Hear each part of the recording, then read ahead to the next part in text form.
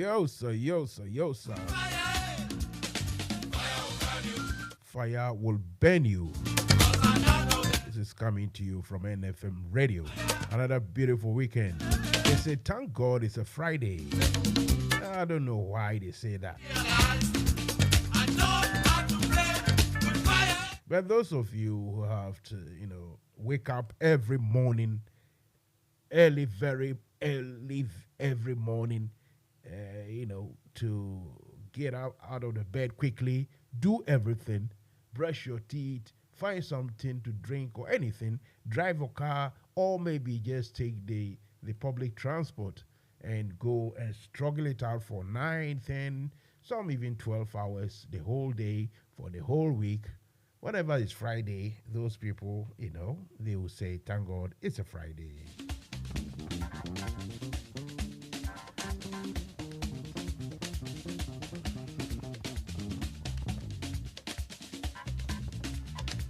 You can catch this program on the app.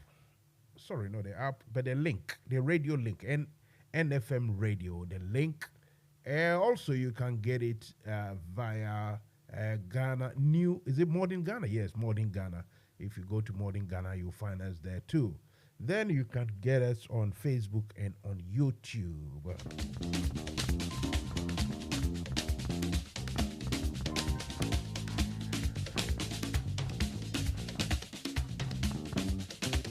I invite you all to go to Facebook or YouTube and to access this program, this channel, this platform, this radio station.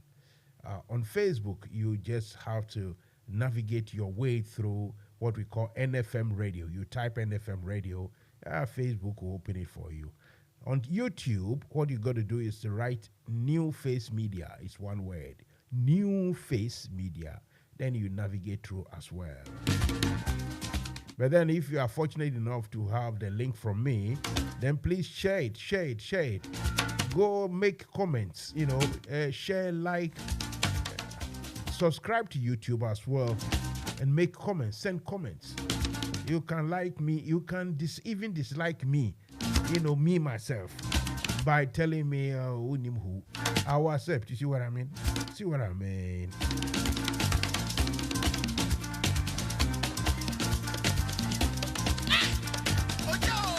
So the conversation continues. It's all about Ghana's economy. It's about governance. Today, I watched one or two of the morning shows in Ghana. And that lady, in fact, formidable lady called Yatiti. Very formidable, really, if you know what I mean.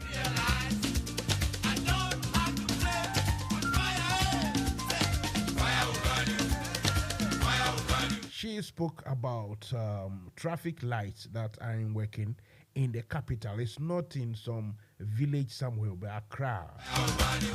Most dangerous places, traffic lights are working. And you know very well in Ghana, the driving is not as advanced, as it is here in the UK and elsewhere.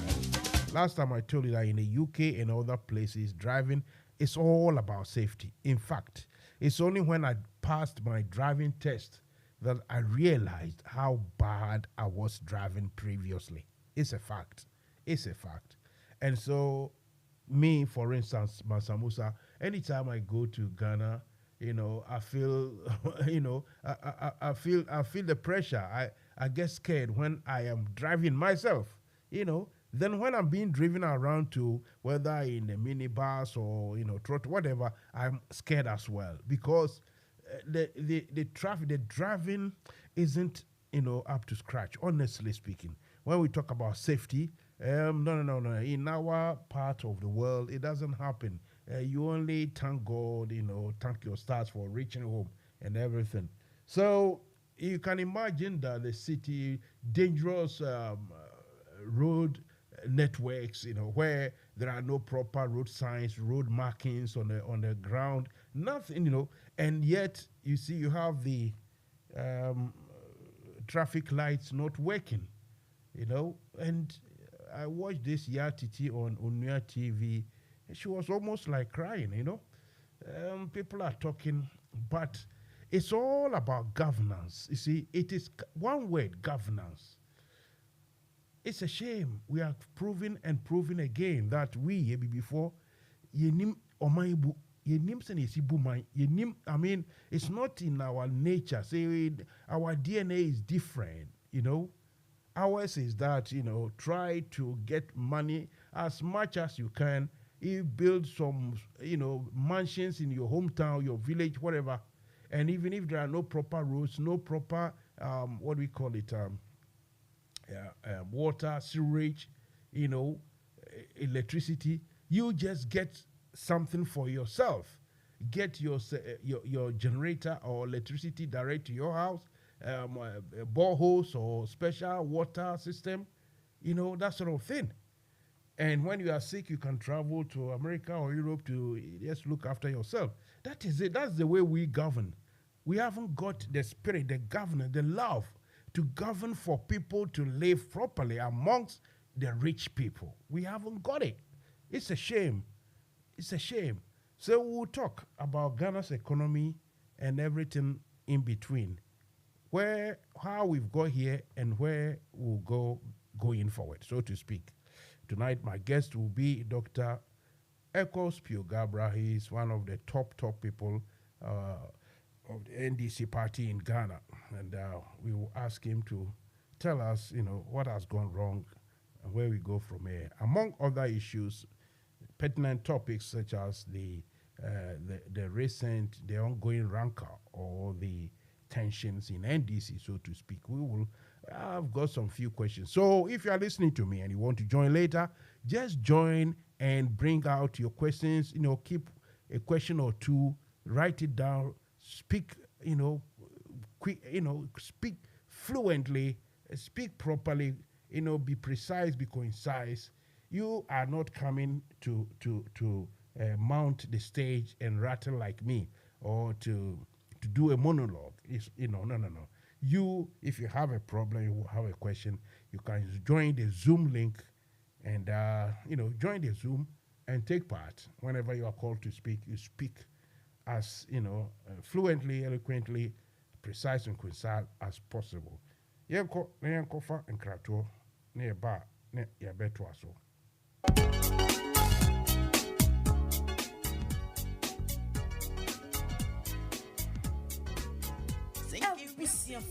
For say dear, yenam top connect so emanisika de bagana if we are fananyina yenchia capre. Ane, aye free. Top connect a masika money I am recra. You hear so over download it with Top Connect app no our Play Store. Diama with Android phone. And as we use iPhone so or Apple Store not download the Top Connect. Aye simple cra. Top Connect to a member radio numsu Europe, North America and Asia. Woman will dofu sika for Top Connect so aye tem na emre na mawa hoto swonso sese die sika manye di foforo kra any Top Connect so we yan chechemu bia fra Top Connect e wo +442 081 6155 and a +442 081 761 600 +447 882 950 088 and nasa hwehwe Top Connect e wa befontin tafidie nyina so Top Connect fasika mane wa dofo asumjemu a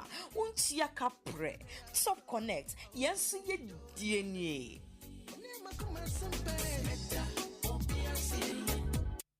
NFM Radio NFM Radio emu daho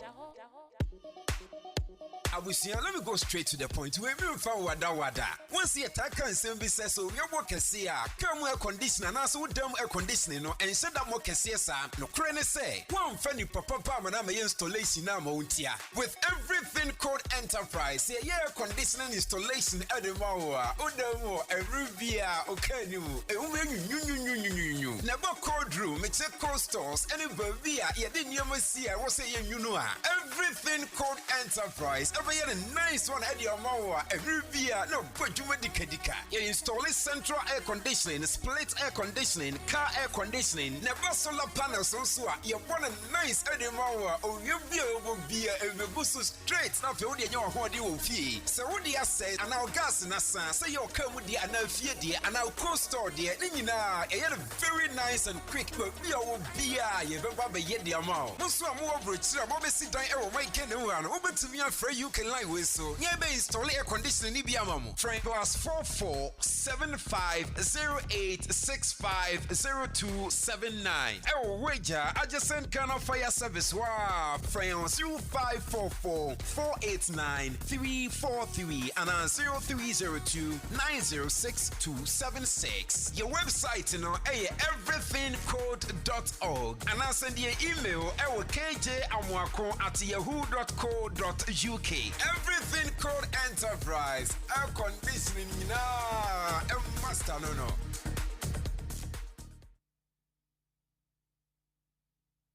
NFM Radio, emu daho. Minua, tie fire will burn you. NFM Radio. Jumedia Mansa Musa ede bro. Ejwada kopem memneda. Enumre non song. Ekopem non do. Listen to Fire Will Burn You on NFM Radio with Mansa Musa Monday to Saturday, 7 p.m. to 10 p.m.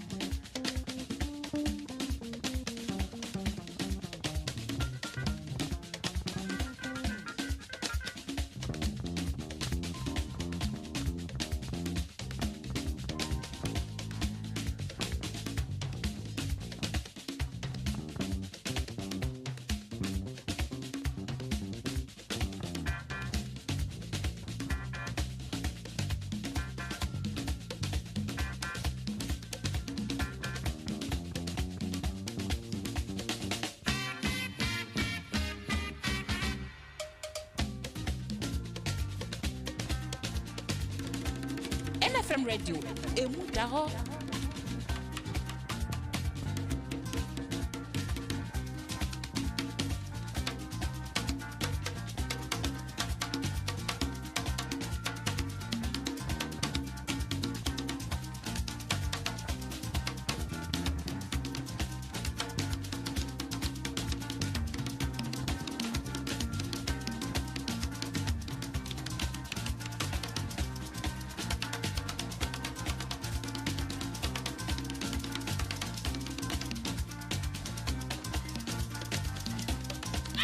Listen to Fire Will Burn You on NFM Radio with Mansa Musa, Monday to Saturday, 7 p.m. to 10 p.m.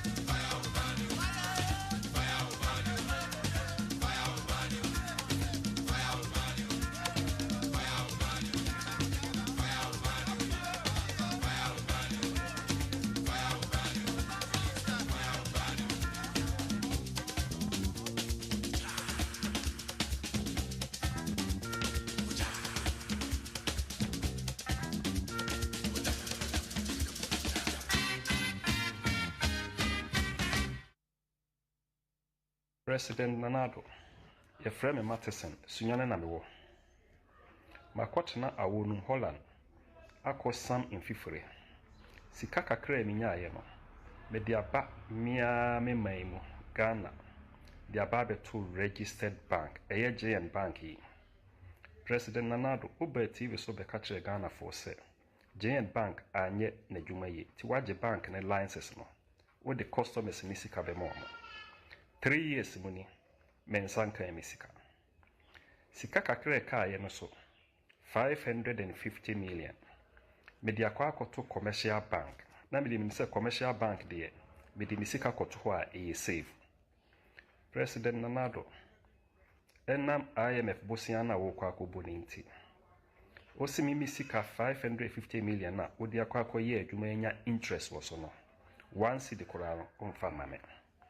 Misika trene no so o se onfa mame je se 2024 na sika no interest ketewa no a menya no obema me mu 5%. Menya adwuma wo Ghana mintimi so enko Holland se me koye adwuma mimfi akọ animu kakra kwan ben so na mefa so a me ne meyire ne memba yibedidi. Mr. President mesero se me ma se me be street carefully ho Mia misika makosam infifure enya no. Mesro se obama mensa aka. Obi bia obi tie saa me audio me recording yi bi no. Mesro se mode beto mo platform so. Ebetimi afa so ma President Nanado nensa aka. We nyama sem yi bi etie. Ghana mpanyinfo mesro mo so se mo ne President Nanado be kasa ama me. Medamase. Good morning, President Nanado Adankwa Akufo-Addo. I'm paying me bano boko. Midin the ASP retired Franklin Nati. Mesun Ghana ewo police mu 24 plus years. Na me gratuity Mansa Kano Milito bond 2 years. Aka 1 year this year, September. Year 2023. Na mi bond no amateur.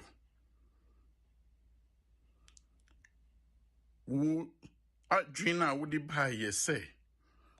Wakoboka ana wa bugana abofom. Enti me bre ma bre. Sika medi to bond no commercial bank no. Unfa mame. We enye am robber ene ebe chimi di misika o. O man penya ya tu abama no. Se onhwe yeso. Emra wo fru plane 18,000 pounds an hour. Nkrofo kachre wante. Emra wo fa so many ministers se omunu na oni omu betumi aye adwuma. Nkrofo kachre wante. Ene your incompetence inti me bre ama bre. Me disika yedi tua me ka se gratuity. Me fa hwe me ho so no. Usi wafa. This is 2033. Se mi manu na upese omumbe jisika na minana no mo a minim. President, wani diemu Israel. Unuana ni bank edi enim eji loans no mfaso a wanya no Israel. Mano fa nsa mfaso no ekutu yesika no. Mesika no mfa mame. Nanado utrimu yedin papa. Obi a maye juma Ghana mra kire se 24 years plus no yentua meka as a retired officer no. Usi untua meka. Menya 60 years ye. Nanado minister mibisa wo. Have you been a civil servant in Ghana before? Have you worked as a civil servant? Please. Nanado. Mimpese. Mbe kasatia o. Mimpese mbe dumi usu eni ubusia derby. Midi yao esreo. Tise se na Mr. Matheson. Efri sunyani esreo no.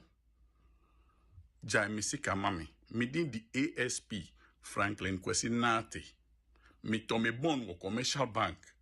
It was Accra North Branch. Please, I beg you, in the name of God, don't touch my money. Don't touch my money. Don't touch my money. Anybody who receives this, please send it to as many platforms for Nana Adodankwa Akufo-Addo to see, to hear, and to see. Or his cousin Ken Oforiatta should hear.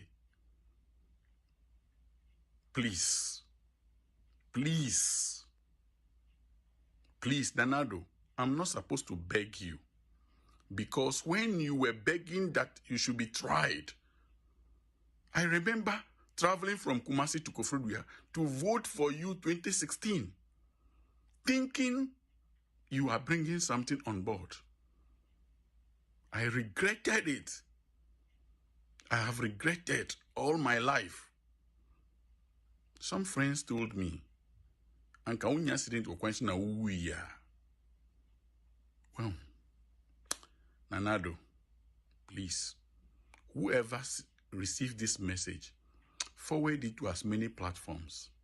Let Nanado hear me and ensure I have my money.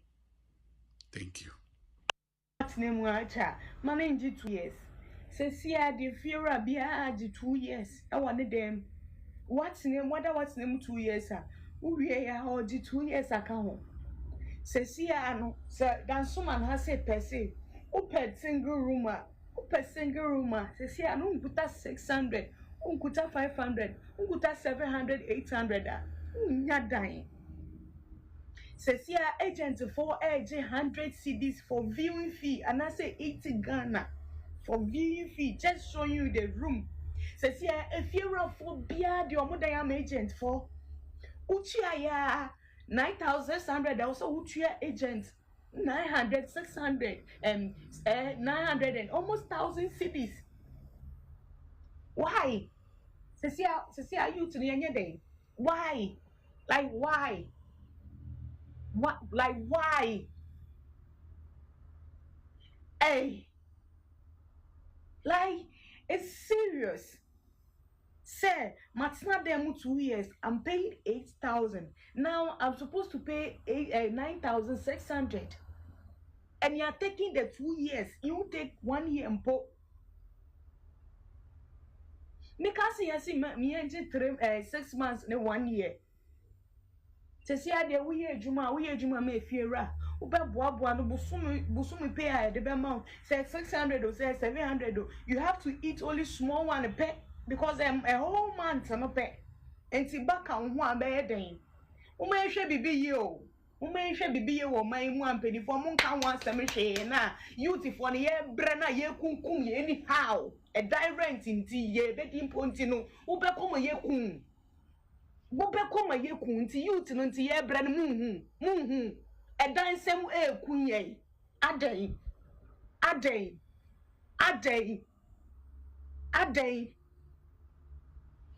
how Ghana ye ble papa adai and then fear walk in encourage very say me patro me pedan mod be because hu agent viewing fees so do coach them or bet you 80 cedis and now say 100 cedis and then dan so man dying who could that 600 oh single room name or do 2 years 600 cedis 2 years because of that into the would see mother than or no person or two now or do a for a show on 600 500 that they would turn into a person who 2 years.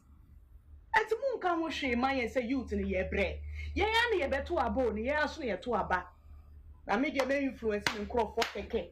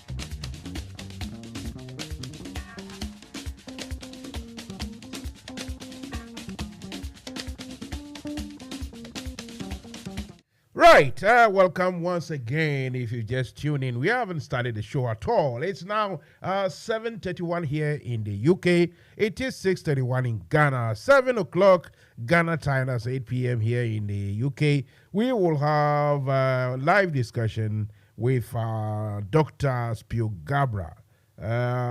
He is a stalwart, one of the big men in the NDC fraternity. He will be here to discuss stuff. But before he comes, let's discuss what is happening, what are the trending issues. And the trending issue is that governance is very poor in Africa and mostly in Ghana. Governance is now very cheap.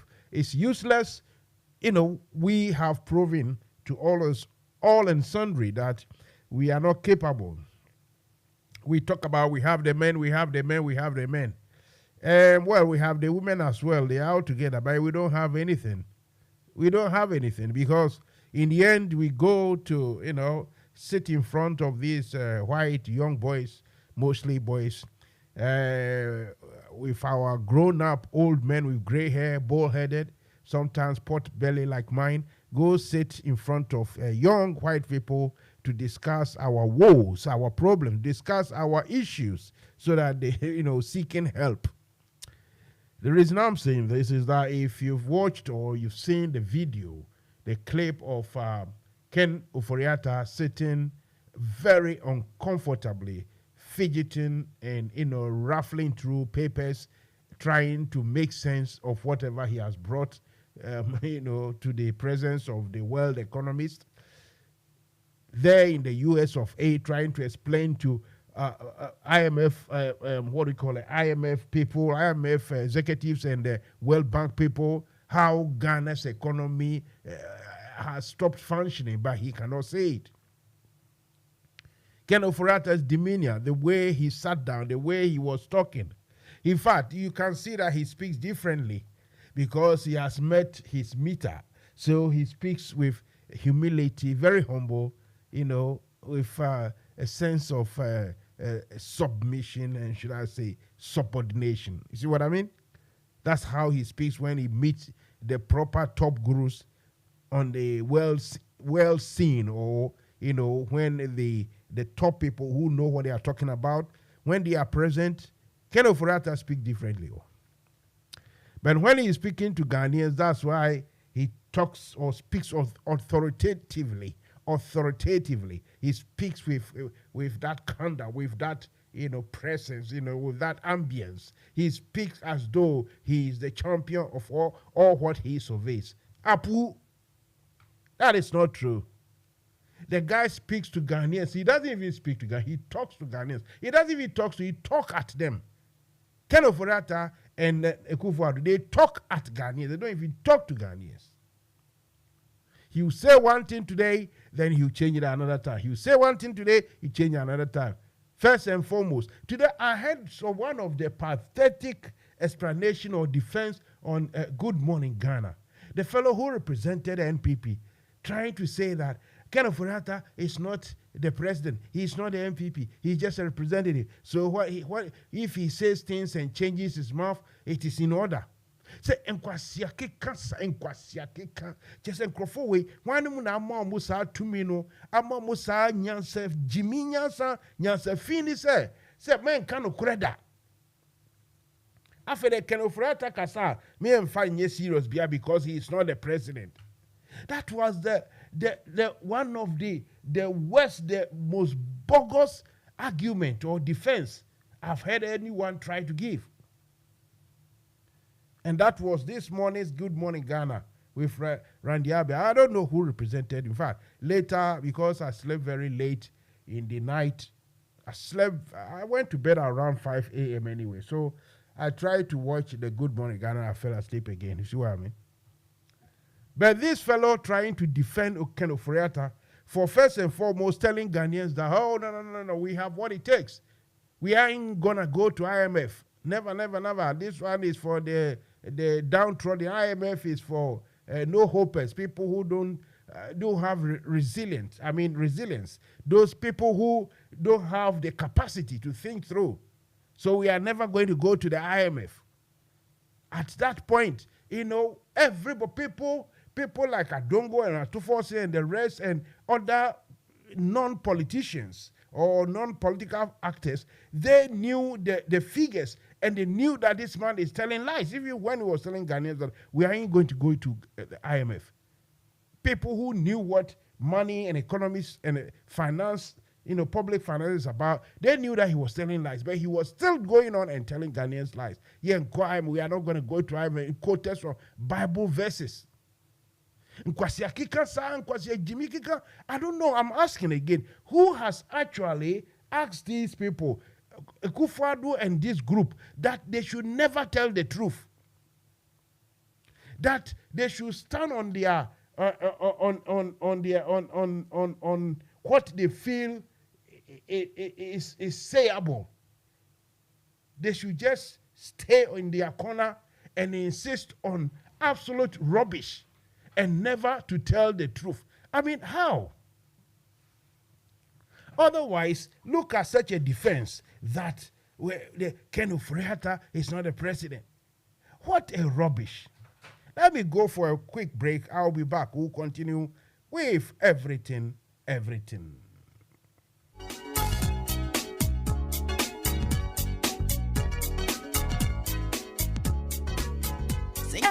For say dear, yenam top connect so emani sika de bagana if we wiase afana nyina yenchia kapre. Ane aye free. Top connect amasika manie ayem rekra. Ye wohia ne se wo be download wo top connect app no e wo Play Store. Diama wo Android phone. Ana se wo use iPhone so a ko Apple Store na download the top connect. Aye simple kra. Top connect wa manda radio num so wo Europe, North America and Asia. Wo mane wo dofu sika fa top connect so a aye ntem na emre na mawa hoto so sese die sika manye di foforo kra any top connect so we yan chechemu bia fra top connect our +442 081 6155 and a +442 081 761 600 +447 882 950 088 and nasa hwehwe top connect our befontin tafidie nyina so top connect fasika mane wa dofo sunjemu a unchia kapre top connect yensu ye dienie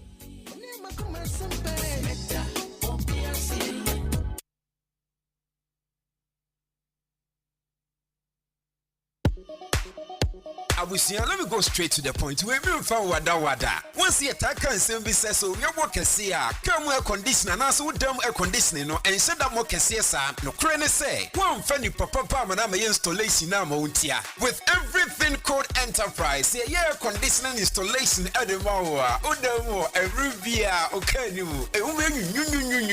never called room, it's a cold stores, and a Bavia, you didn't see, I was saying, you know, everything called enterprise. We had a nice one at your Mawa, a Rubia, no, but you dika. You install central air conditioning, split air conditioning, car air conditioning, never solar panels also. You want a nice at your Mawa, or you be a boost straight. Now, you know what you will fee. So, what do you say? And our gas in a sense, say you'll come with the another dear, and our cold store dear. You know, you had a very nice and quick, but we will be a you remember yet the amount. Musa more bridge, I'm always sit down and make anyone over to me for you can lie with so. Yeah, be install air conditioning in Ibiamamu. Train +44 7508 650279. Oh, wager, I just sent kind of fire service. Wow, friends, 0544 489 343 and 0302 906 276. Your website, you know, everythingcode.org. And I send you email, kjamwako@yahoo.co.uk. Everything called enterprise,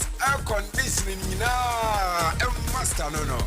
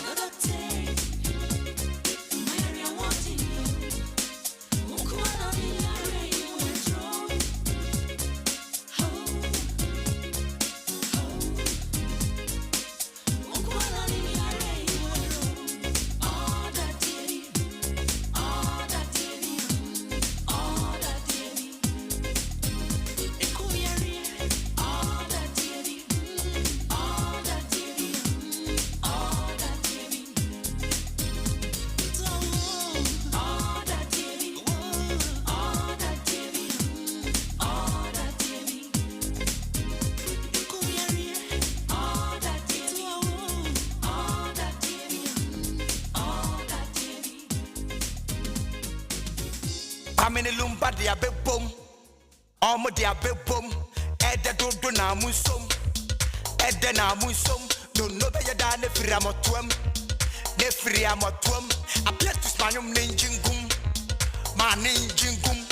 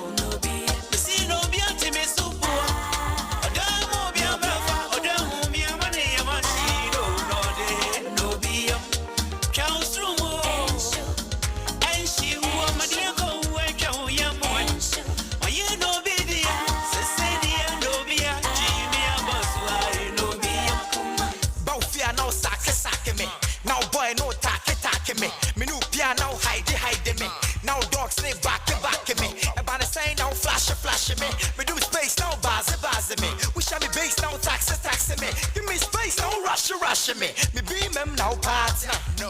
Me pem now pada, no. Minchim now pasha. Because she now paria. No. Okay, brana maswaya sha. What the aboku sukrapo sampo bachi. Okay, brana mini do Michelle Fro when the Pemwana wo cheche. Okay, brana famenya she wo she. Won't say ne my head say. Also radio rap doctor. Also TV rap doctor. We see chroma rap doctor. I feel now pesa wo samba. Say so be a Jamie come say me ama manya basa. I be a come so wama. Shame kwame and me need daddy lumba.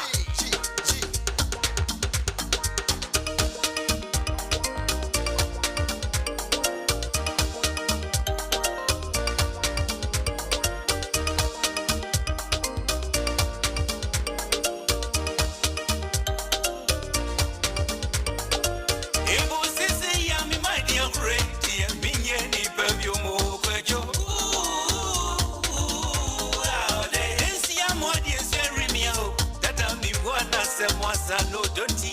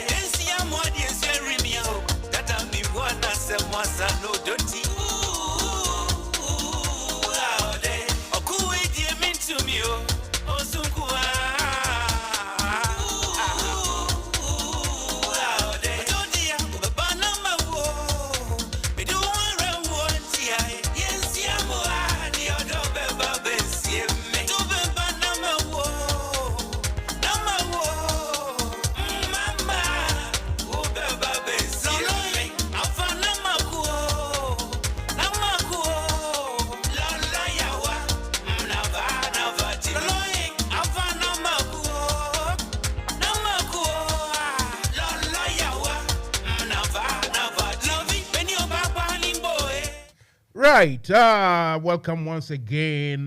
Sorry for the interlude musical, about 5-10 minutes of that. This was due to a situation that needed solving.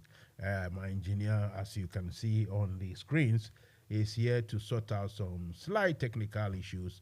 So now that he's finished solving that issue, it's time for us to go full cranky.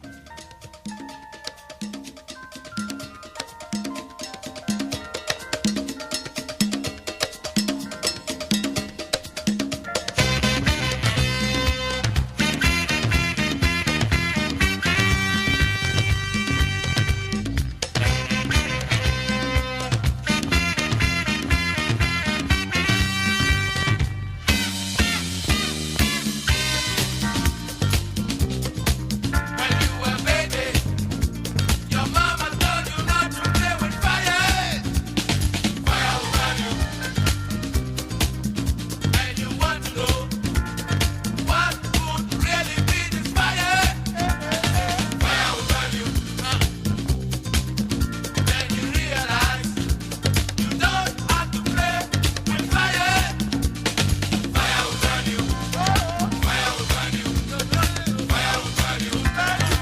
So welcome to Fire Will Burn You, another beautiful, beautiful Friday evening here in London.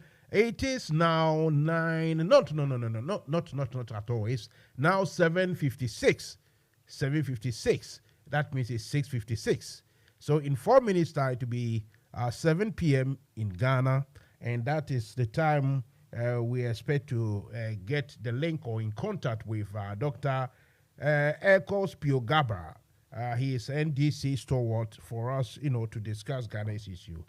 Well, before I went away or went off air for the technical men to sort out things, I was talking about governance, which has completely broken down in Ghana. Governance is so poor. You try to make as much money as you can for yourself.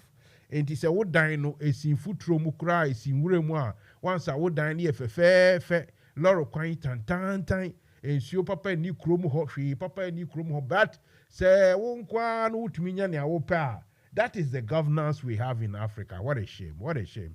And so it has so transpired that yesterday, me share a small video or video clip of Ken Oforiatta on the IMF, a friend saying Bank, World Bank. Mrantiani Mabawa, Edin Komo, Ghana's economy, Mobo. Utum say he is struggling because he tells Ghanaians one thing and he goes to tell the IMF a different thing. He tells Ghanaians one thing, he goes to tell those people in, in America, in Washington, New York, and not Elderberry, Brussels, and the rest. Yeah? So, Amaino Yenimubu Kra. Say just say NPP4 Nanado and in Crawford Mortgages and credit can be that. Then they answer, a year COVID, a year Russia war. No, when you see, if you have not overborrowed, and it will have been very easier, much easier for IMF to help quickly. And also the other what we call the rating agencies and the rest will not come on your case heavily to make it almost impossible for you to get a loan. You see? So most countries are in a dire strait, we understand. But we are not like most countries. Ghana has a peculiar problem. The government, the people running the affairs of the country have, naively, I don't know whether naively or cynically rather, borrowed so much money. And those monies were not used for, let's say, a capital investment that can be recouped quickly or can make profit for, repayment. No. Most of the agenda was to, was to make, fulfill campaign promises. That we'll do this for free, we'll do that for free, we'll share this money, we'll get these allowances done and everything. You see, the allowances and the rest you can pay, you can give it to people. And people will be very happy, especially the nurses and the rest of them. They'll be very happy and they will dance and cheer and everything. But the repayment of those monies is what we have to think about. Unfortunately, the leaders as we have today,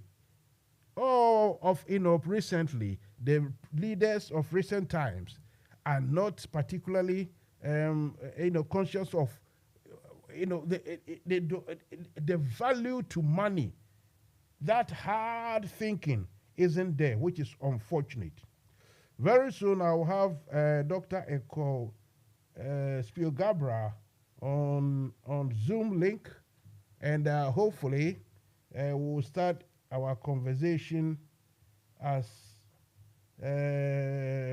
properly as possible. So let me go for my advertisers or my sponsors message whilst we wait for Dr. Eko Spiogabra.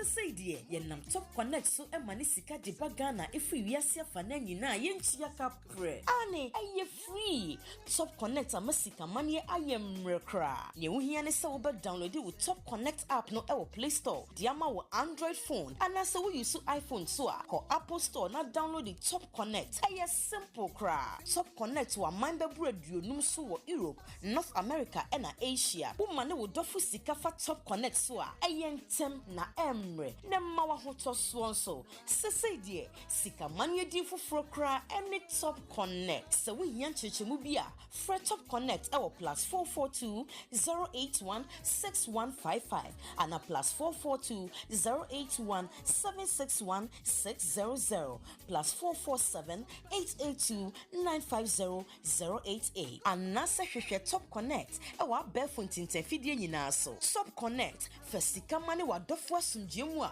untia kapre. Top Connect yensu ye die.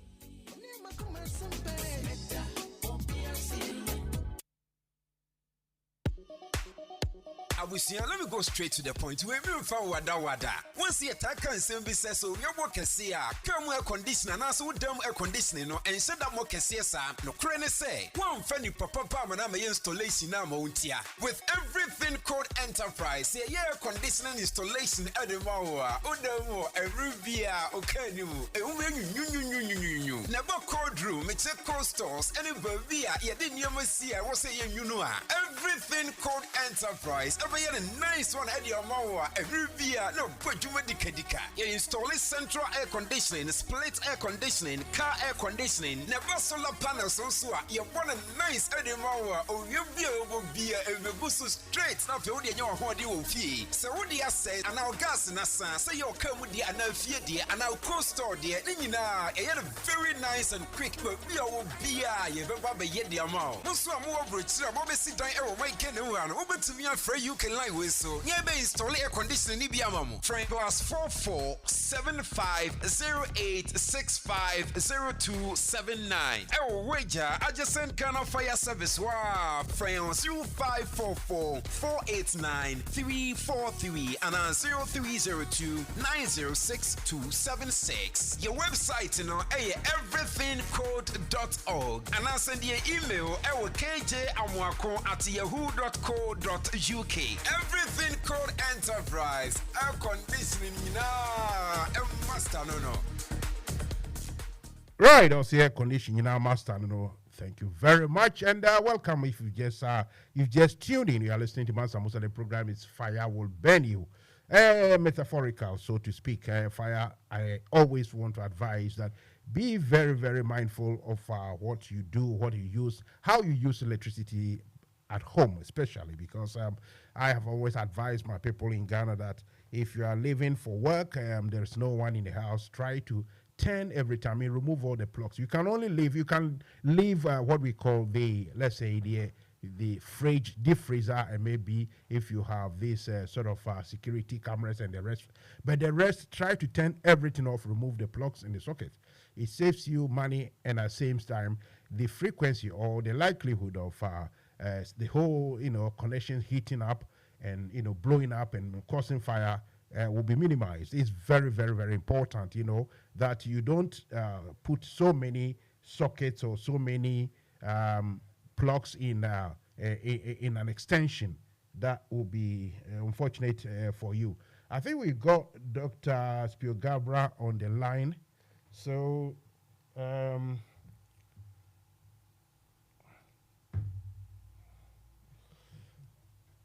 Dr. Spiogabra, can you hear me?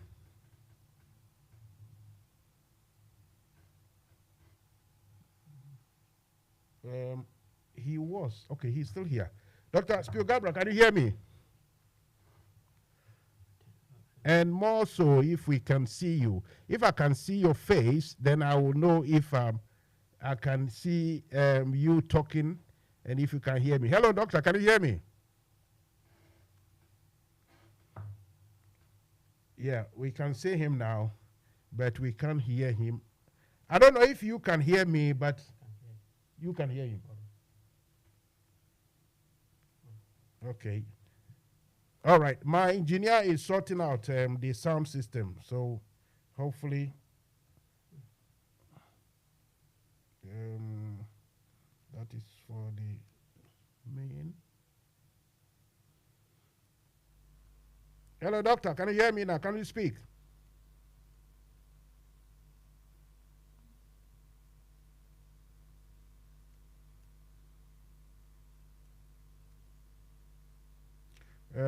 Okay.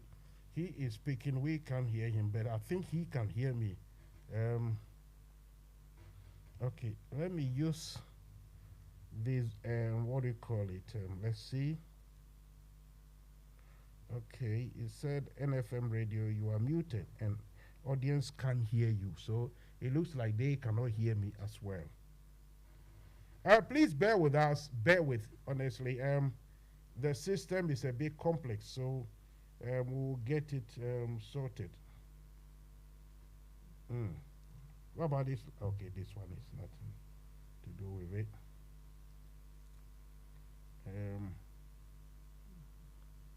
There's power in this one. Or maybe we should go with this. Right, okay, so my engineer is trying to sort the power, what do we call it, conversational side of it, so that we can get the Zoom links and everything going. Please bear with for some few seconds or so whilst he tries to get us on air, so that we can get things going. Let's see. As you can see on the screens, my capable engineer is trying to sort out the problem. We don't do Zoom every day, so sometimes these things play up a bit, but I know we'll get there. I can see Dr. Echo School Gabriel. Beautiful name. I can see him very, very ready for us. And unfortunately, I think he cannot hear me as well. I'm trying to crack some jokes, but or maybe I think he can because I can see him laughing.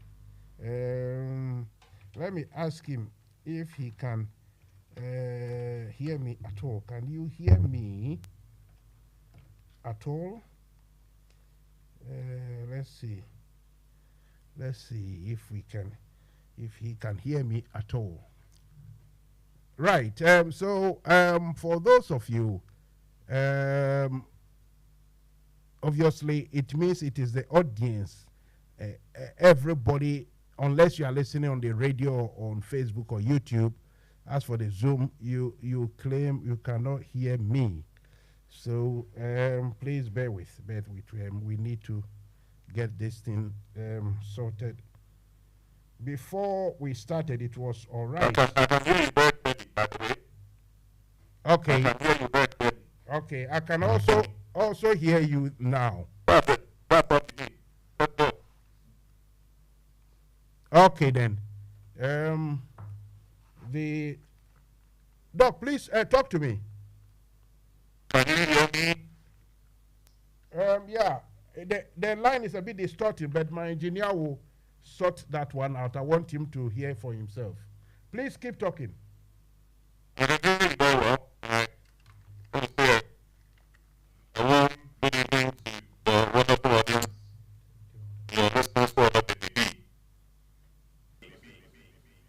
Okay.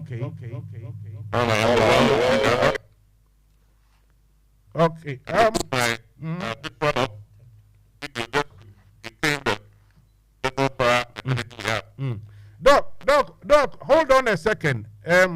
Now we can hear you too much. There's echo. So my engineer is sorting out. So,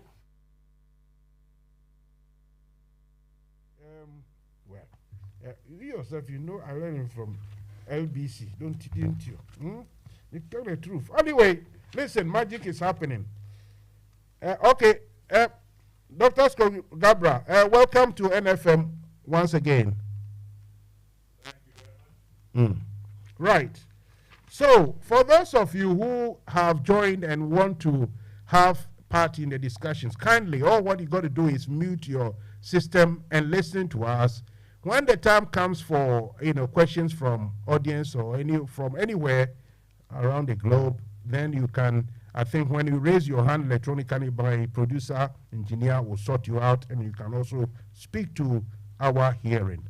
Anyway, Doctor, for a start, remind us of your start, your journey, your personal and public journey, your education background, your academic achievements, your portfolios, the ones like positions you've held previously and the ones you hold now, if any.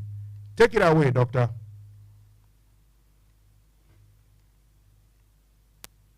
Almost to write a book immediately. Let's see whether I can give you a short version of that. Well, just for those who may not know me, I was born in Kumasi at the Okonfo-Anochi Hospital on the 10th of September 1953, which will make me 70 years old in September this year. My parents were from Cape Coast, my father, and my mother from Sekondi in the Western region.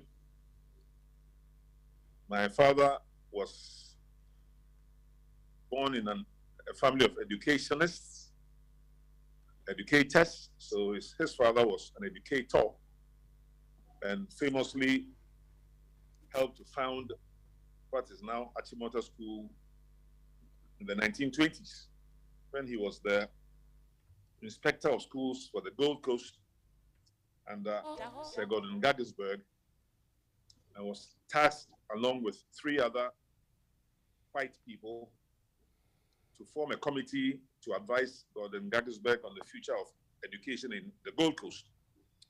So that was 1920, 1922. But Josiah Spiogabra, my grandfather, eventually retired as the inspector of schools in the Gold Coast in the 1930s. But he had a son called Britton Spiogabra, who was my father, who attended the then St. Nicholas Grammar School, which became the now very well-known Adisado College. Then, because his father had been involved with the establishment of Achimota School, he moved to Achimota in the early 1930s to do his further education, became a teacher at Achimota for some 18 years, between 1936 and 1953. And then when Kwame Nkrumah became the leader of government business in 1951, Nkrumah chose to establish a number of new schools around the country as part of his education expansion program. So Nkrumah identified a number of then deputy headmasters and people who were qualified to be headmasters, but who had not yet been appointed as headmasters. And he offered them the choice or the chance or the opportunity to become headmasters of non-existent schools. So one of such non-existent schools was the bush of then Konongo Dumasi, which was allocated to my father to start a brand new secondary school, which at the time did not have one cement block to its name. So my father, who had taught at Achimota for some 17 to 18 years, began that school, which is now quite famous as the Konongo Dumasi Secondary School, which also incidentally celebrated its own 70th anniversary in February, just 2 months ago. I was one of the guest speakers at that event, and I went to celebrate with them in honor of my departed parents, who nurtured the school from zero to where it is now with nearly 2,000 students. So to accelerate further from there, basically my father was eventually assigned to be the first African deputy director of the Ghana Broadcasting System, as it was called then, GBS, which is now GBC. So broadcasting became part of our family experiences. And I then went to some schools in Accra, beginning with the Ga Manche Taki Tewia School, which I guess many Ghanaians will call today as a Saito school, public school. But that's how I began my elementary education after being in a primary school in Konogo Mansa, which I attended from the age of 4. So 2-3 years later, when my father was transferred to Accra, I followed him and attended the Gamanche Taki Primary School. So actually, today I have been appointed as the chairperson of the education committee of the Gamanche, the King of Ga area, to help in renovating that very school that I attended as a primary school student, and also to help with other educational initiatives of the King of the Greater Accra Ga people. We can fast forward as quickly as you want, but I can talk about my secondary education in Achimota, my university education, Commonwealth Hall, University of Ghana. Fast forward to my graduate studies at the faculty, the College of Journalism and Education, Journalism and Communication. It was then a School of Journalism and Communication in that University of Ghana, Legon. Then did some 3 years of work in an advertising agency, moved to the United States to study at Ohio University for my graduate degree in international affairs, got a job with the world's largest communications and public relations firm in New York City at the time, which already had in 1978 and 79, 1,000 professionals working in some 33 countries and in 44 different offices. It was a very exciting opportunity for me to hone my skills in writing, editing, publishing, and other related fields of communication professionally, working for some of the world's largest companies, including Credit Agricole, which was the world's largest bank at the time, a French bank, Rabobank Netherlands, a Dutch bank, the government of Indonesia, government of Austria, the Organization of Petroleum and Sporting Countries, OPEC, and so forth. Then eventually working as a sales executive with the Southwestern Bell,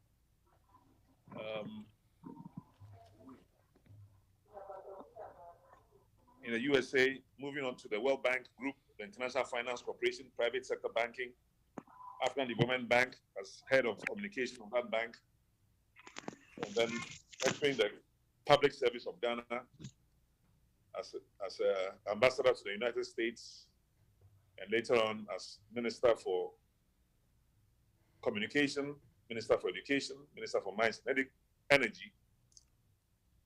And then when the government of President Rawlings lost power in the year 2000, I worked for God as the chief executive, well, it was the chief of staff of Action Chapel. Eventually, 10 years later, I became the chief executive officer of that same church. Then I got this job in London at the Commonwealth Telecom Organization for 8 years.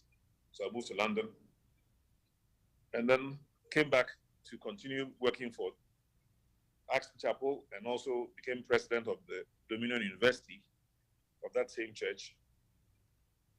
Then President Mahama appointed me as Minister for Trade and Industry at the time when I was a senior consultant for the African Development Bank in Tunis, Tunisia. So I came back to Ghana and helped the government of Ghana with its trade and industry policies and programs. And now I'm partially retired as a former public servant, but very actively into youth mentorship programs with my various institutions, including African Business Center for Developing Education, ABCDE, Africa Business Communication, ABC, and some other related enterprises. So that's a short and long form of introduction. for those who don't know who I am. Thank you. What an impressive, longish sort of journey from baby Spio Gabra to Mr. Royal renowned, well educated, with big portfolios to follow or to boot. I had a reason for this question. I mean, for asking you to enlighten us or to remind us of what you've achieved and what you've done. We'll come to that reason very soon. But one of your comments that you just made was that you polished your writings and everything. This one is not part of the formal question, but let me ask you, I do a bit of writing, tittle-tattle here and there, a little bit. Can I get a mark of, let's say, 3/10 from you? Can you get a mark of 3/10 for what, please? From you. I mean, since you are a writer and a communicator. But I haven't examined your writing. I really can't comment. I write a lot of little bits and pieces, and I post them around. I've seen some of it. I've seen some of it. So most of it is political, but I really have not examined it from as an examiner. I see. So you can't give me 3/10 for that. I'm sure you have more than 5. Just the mere fact that is brilliant. Writing requires a certain element of passion and desire to express yourself. Not too many people are able to write about any subject or about the subjects that are important to them. So the mere fact of your having the interest and the passion and the capacity to present your knowledge, your facts, your opinions in writing. And I've read some of your writings, I must admit. Well, you heard it from him. He said you give me about 5, which is good. You're about 6 or 7. All right, then. Thank you very much, sir. You are listening to Mansa Musa. The program is called Fire Will Burn You, metaphorically. It is nothing to do with proper fire, so please don't get us wrong. We are on Zoom and Facebook and YouTube and all the necessary or the places you can see us. We are there. So go there, share, like, subscribe YouTube and everything. Right. Doctor, well, my producer and manager saying, I don't know if you are trying to save power. Otherwise, he said it should rather be, your face should be seen. It's better. People want to see your face. Thank you very much, sir. Thank you very much, sir. Yes, I'm trying to save power for Ghana's electrical grid, which is struggling. You see? Just as you hear of the power situation in South Africa, we used to be famously experiencing so-called doomsor, but now doomsor is back in full glory. So what a shame. This part of Accra, what a shame. At nearly 70, like you said, you don't look it. I am not trying to flatter you, but it's a fact. You look very strong and active. You look slim, lean and wicked, and that is very good. Anyway, let's come back to substance. And what do you make of Ghana's economy? How did we, in your professional view, got to this point? And I will say again, and after all what you can say, how do we move, going forward? What are we supposed to do? Well, it's a good question, especially for somebody who has worked with some of the best and the most brilliant economists in the world. I was not one myself, but they trusted me to be sensible enough to work with them, both at the World Bank and at the African Development Bank. No, I mean, it's not a mystery to say that Ghana is a bankrupt country. We are a bankrupt country. There's no other word to define it except bankruptcy. But fortunately, bankruptcy is not necessarily a terminal disease. It's a disease which individuals, companies, and countries can grow out of if they change their behavior. And the problem with repeated bankruptcy, Ghana is bankrupt now, but we have repeatedly gone to the IMF, not always as a bankrupt country, but a country that could not invariably balance its budgets and was running deficits. and therefore needed either a bailout or some other injection from the financial doctor of the world. And that experience simply means that we are a patient who does not easily take his tablets or hair tablets to be gender balanced. We go to doctors with ailments. We are told, we know what it ails us anyway. Most people who go to a doctor have a fair idea of their ailments. Either it's, appendicitis, or it is, prostatitis, or dental, eye, whatever. So most patients have some idea of what ails them. And their doctors obviously get to know more precisely what ails them. And there's a conversation between the patient and the doctor, and some prescriptions that are given, and the patient goes away, and the doctor will usually monitor them for a certain period. And then over at a point in time, say, okay, I think you are good to go and not come back here every month or every week for consultation. So this is what has been the economic experience of Ghana from a medical point of view, just to make it simpler for everybody to understand. And right now, the disease we have is so acute, and it could easily have been terminal, except that there's an institution called the International Monetary Fund that was created as one of the Bretton Woods institutions in the 1940s, and which has the responsibility and the mandate to be more or less the central bank of the world. So every country which wants to be a member, which is voluntary, can belong, and by virtue of your membership, you can then be eligible to various kinds of funds, borrowings and credits and all of that, special drawing rights and so forth. And so we've drawn down our resources at the International Monetary Funds at least 17 times. And this 18th visit is to the doctor, the financial doctor of the world. It's alarming to most people, because the obvious fact is that we are unwilling to change our diet, financial habits, our expenditure habits, or we have governments that, as former Chief Justice said, can be so wicked that in this very year, they actually asked, pensioners to give up some or most of their pension just for the government to balance its books. I believe this has never happened in the history of our beloved republic, where poor pensioners like myself were being asked by the government of the day that, look, we are so broke, but we, those in power, are so insistent on keeping our privileges that we shall keep our privileges as ministers, as ambassadors, as chiefs, executive officers, as members of parliament, while you, the pensioners who are almost near the end of your lives, should come and help to fund the national cake. It was an incredible situation for all of us to be in. And I think we all saw the situation where a former Chief Justice had to go and join the picket lines to gain global attention to the problem, and for the Ministry of Finance to back off from what was then a really unfortunate development.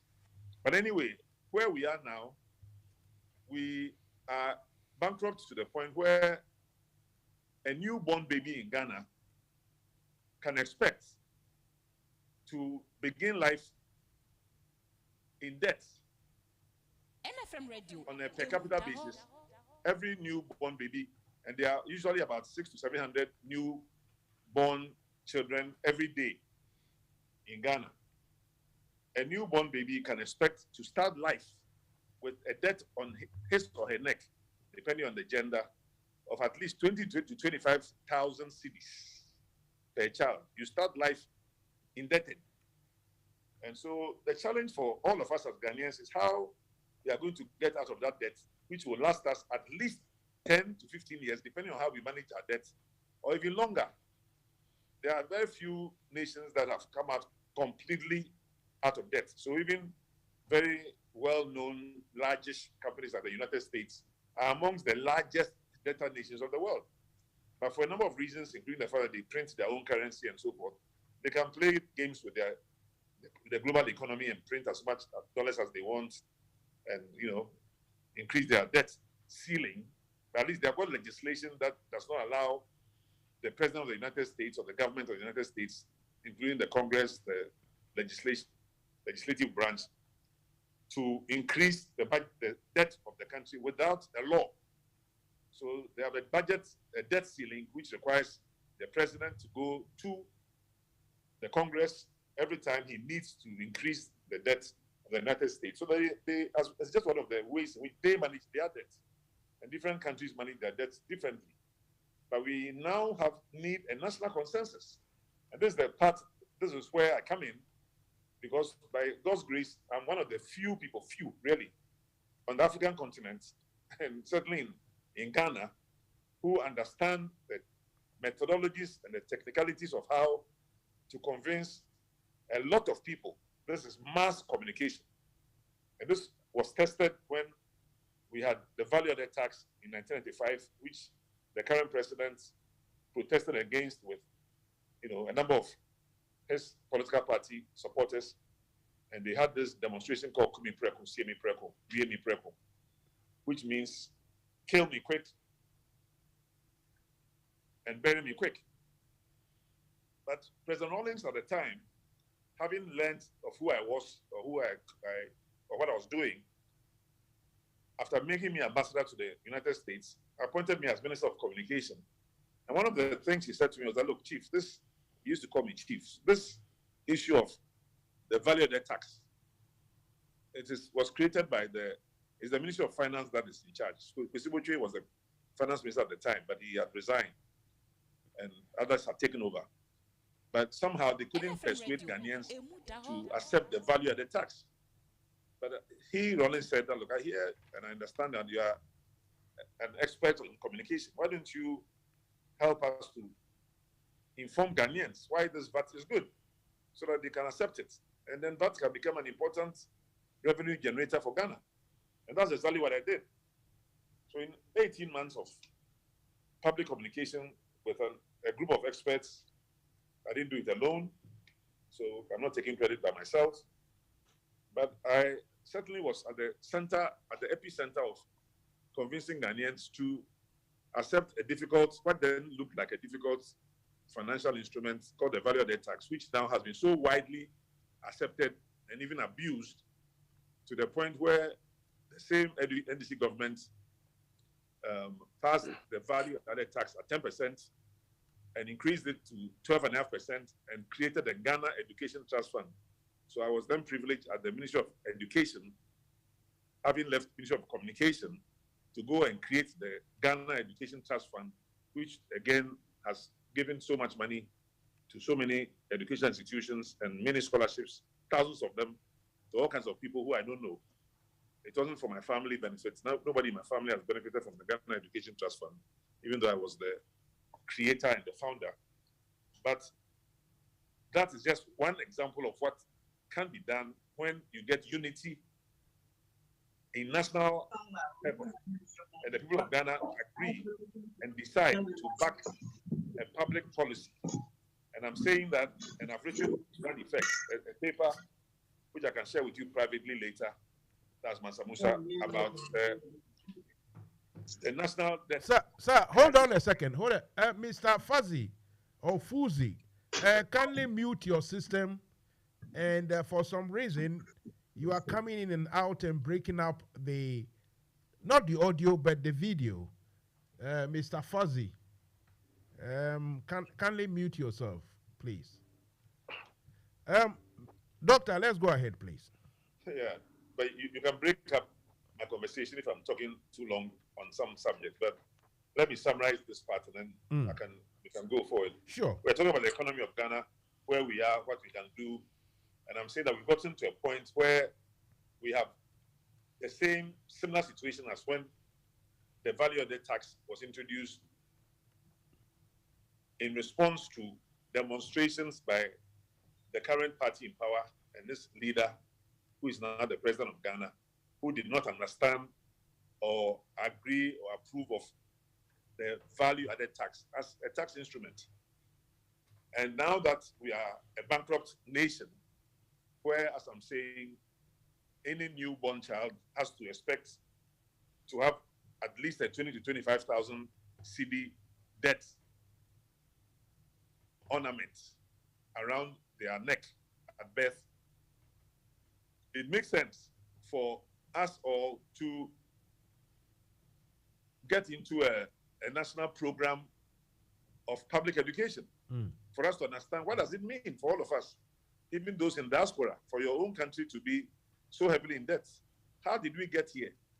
How can we get out of it sustainably and not keep going back to the IMF each time you are in debt? Because after a certain point, Ghana may be disqualified from borrowing from the IMF, if we continue to be unable to manage our debts. And managing the debt is fairly simple. And I started by talking about medical treatments. We, as patients, all of us who are patients of one illness or disease or the other, are notorious for either not taking our medications at all or not taking them in the right frequency that the doctor has prescribed, or even for going to follow-up consultations with the doctor for him or her to see how much progress we are making, and for us also to change certain habits of ours, which often are dietary, etc. So the poor dietary habits of Ghana in the financial world is overconsumption, spending money you don't have, and therefore creating artificial money or borrowing from the central bank, which is also has its own difficulties, and therefore creating inflationary pressure on your own currency, which also then leads to depreciation of your currency, CD devaluation, depreciation, exchange control, a whole lot of gamut of things. I see. It all boils down from spending money you don't have. It's just the same thing in any family. You try to simplify it. We can talk a lot of economic jargon and terminology. We don't need all of that.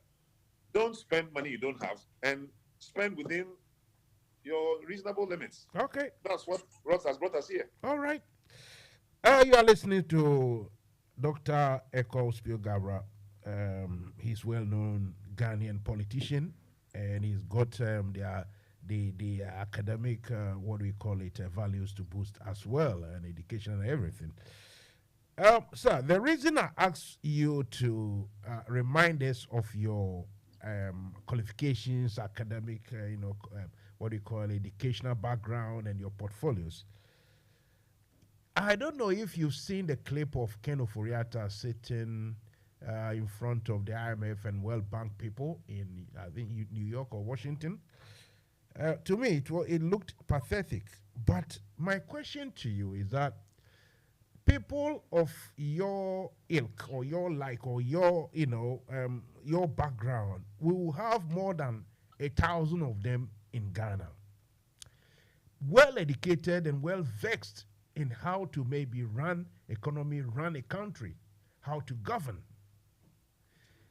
Isn't it the case that we all have to share the blame after 50, 60 something years of trying to govern ourselves, that we misrule, misgovern pathetically?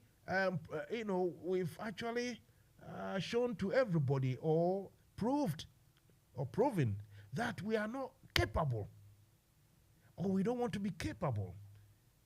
Like I said, looking at Ken Ofori-Atta, very adult, a Ghanaian, a black man, irrespective of our difference in politics, I wouldn't like to see like Osajifo looking that low in front of these white boys because we have to beg. I said, I asked you about your background. Will you say your generation, including mine as well, have to take, share of the, the blame for this dilemma, this in and out of economic, woes and near collapse and the rest? What do you say to that accusation? Absolutely. I mean, any country that goes into such severe debt and financial malady couldn't have gotten there without the complicity of a whole lot of people. But of course, when it comes to apportionment of blame, one can slice it any number of ways so that, everyone can share in it. But there's no question that some people are more responsible for their problems than others. I can't say, and I will not propose that a market woman or a lorry, a taxi driver, or a simple farmer who is just going about his or her business, and that's about 70% or more of Ghana's population, can be blamed for the current financial crisis of Ghana. That would be unfair. Unfair, yes. Well, some of them may be selling goods at prices higher than they should be selling in the marketplace. Others may be charging their customers as taxi drivers or as, car owners or spare parts dealers for more than they should be charging, which also adds to inflation and other financial difficulties. So yes, everybody could be identified as playing some part of the role which has gotten us here. But of course, the largest portion of the responsibility or the blame are those who have argued and promoted themselves as individuals who should be entrusted with public money. Public money. Public money. That is the difference between the 75% of the ordinary person who is farming and hunting and fishing and who may misbehave a little bit here and there, or even the policeman, the soldier on duty who may collect money and bribe from different people, often a public servant who also, distorts different things and hides different documents and collects bribes and all that. And the elected officials who have gone around the country claiming that I have the magic wand. I'm Dr. Babumia. I have the solution to your financial crisis. I've been at the Bank of Ghana. I know how the system works, and I can fix it. I'm Mr. Akufo-Addo. I know this. I know that. So at the end of the day, and parliamentarians who say, look, vote for me. I'll protect your interests. I'll protect the public purse. I'll be the assemblyman or the MP for so constituency. When you go to parliament and your main priority is how to share money, which in order to vote a certain way, or you are now a president and your priority is how to fly in the most expensive planes in the world. You see, sir, you see what you have just brought in. I guess what I'm trying to drive at is that here in the UK, America, Europe, and the rest, people like you, your type, well-educated, well-vexed, you know stuff, you got your wits about you on all these events. People like like yourself here in UK, even when retired, they have influence in the system, and they will never allow their executive to, the executive will run, they will do things here and there. But these people like you, they are in academia, they are in media, they are in medicine, they are in, social, all those sort of things. They control even on retirement.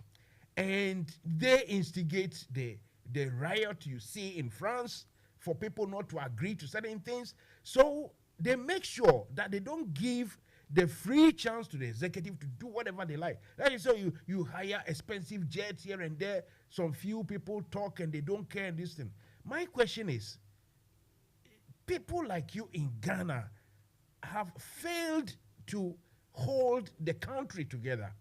If you understand that, I'm not saying everything is your fault, either personally, individually, but as a group of learned people, as a group of intellectuals, either retired or in active services, Ghana needs you more than you guys are giving at the moment. I don't know if you agree with me, Dr. Spew. Well, I'm agreeing to the extent that all over the world, leaders and followers have a common problem. For example, if you look at the United States, I don't know whether you blame Donald Trump and his Republican Party for many of the things that went wrong during his era, to the point where they could raid the capital and almost overthrow the system, or even refuse to accept the results of an election. And the world's so-called largest or longest-serving democracy, the issue of elections results. If it was an African country, there would have been a coup d'etat and somebody would have been removed. But just because they have a very stable military, and the generals in the armed forces had to physically come out and deliver statements that they swear an oath and allegiance to the United States flag. The flag of the United States is the one, and the Constitution of the United States is what they swear allegiance to, not to any particular individual. Generals in the United States, have to come and make those statements to make sure that the politicians realize that they will not be playing games with coup making. That's how far the U.S. came to the, possibly having an incredible situation.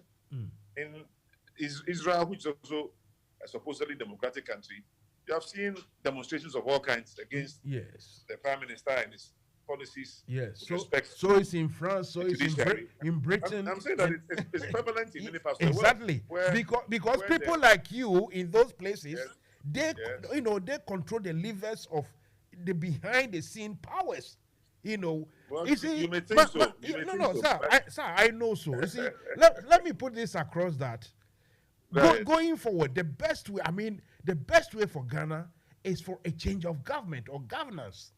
And that the difference between our system and, let's say, Europe or America is that you will find people, highly intellectual people like you, in both parties, in both political, what we call wings of our governance, actually coming together to say, like you mentioned, Trump. It got to a time, even some of the Republicans joined up with the Democrats to say that, this what Trump is doing is not good.